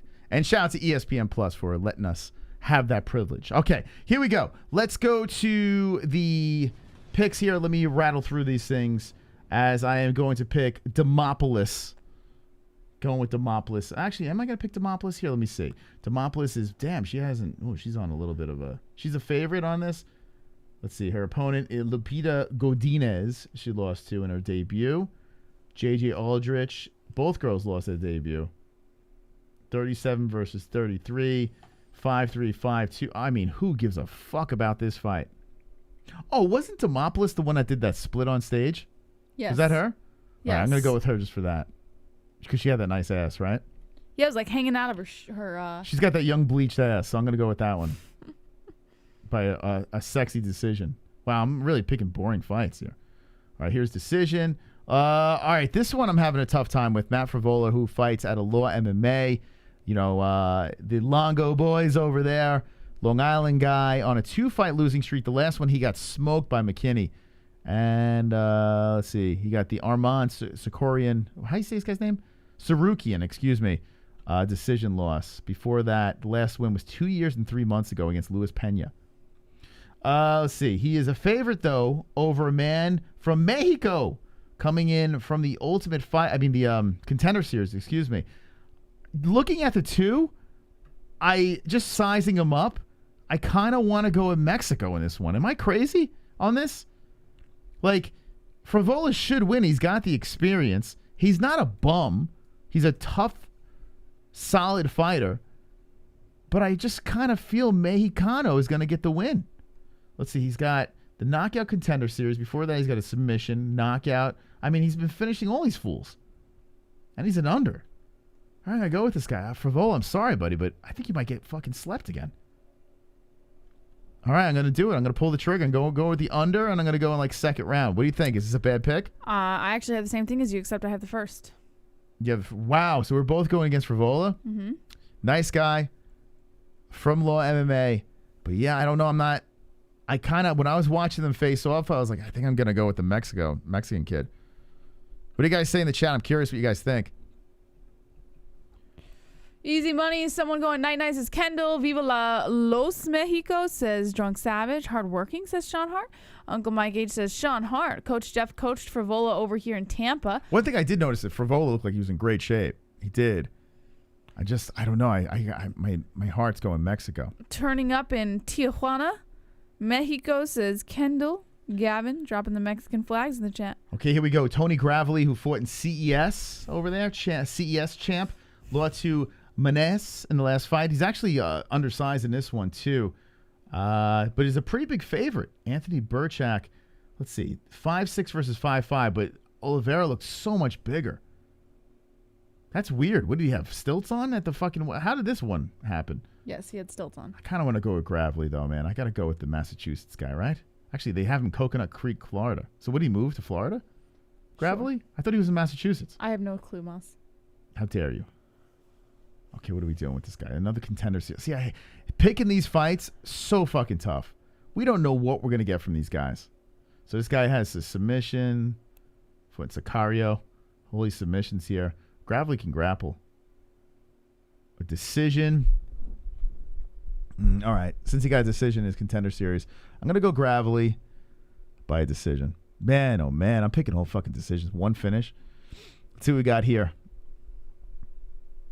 Madalena versus Pete Rodriguez. This guy's only 4-0. For Icon. Isn't Icon the company that Jorge Masvidal is running now? I'm pretty sure it is. Jorge Masvidal has a league called Icon now. He has 2 fight leagues. Did you hear about that?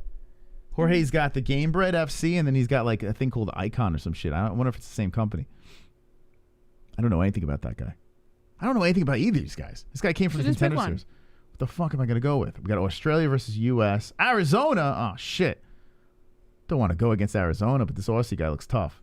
25 years old. Won a unanimous decision. Whatever. Okay, we're just going to go this way. I kind of hope Arizona wins, though. Victor Henry. I tell you what, though, looking through this undercard over here. So it is Icon. Is that the same Icon? Tonight Icon was on. So was that the second? Is that Jorge's company? I'm curious. I think he's like part owner or some shit like that. He's got his hand in a lot of things. Barcelos versus Henry. Okay. Wow, this guy's a minus 5'10". 5'7", 5'7". Got no information on this guy. All right. 0 info. All right. Let's go another decision. This card, if my predictions are right, this could be the boringest card of all time. Michael Morales versus Trevin Giles. 12-0. Coming from the Contender Series. A lot of debuts tonight. I think they said they broke a record for pay-per-view UFC debuts. Damn, man. This is crazy. I'm just going to go, let's see. This guy's got some. See, he beat James Krause. All right, I got to go this way. I got to go with the problem. Hey, guess what? Decision. All right, picked the Nurmagomedov decision. All right, here's the last one over here. So I picked Figueiredo the under, and I went with Gane, even though we placed a bet on Ngannou. This one here, okay, this is a toughie. I kind of want to go underdog on this one. I don't know, but Pereira looks so big. So we got 6'1". Yeah, Fiala's he's not that much shorter. You know what I kind of want to do? I kind of want to put money on Fiala. Should we put 20 on him for the hell of it? What do you think? Sure. You think so? Yeah, let's do it. All right, we're going to take some gambles, man. Oh, man, imagine that parlay, Fiala, Ngannou, and Figueiredo. Hold on. All right, so I'm going to pick Fiala. I think he's going to win his debut. He's going to shock everybody. Let's see.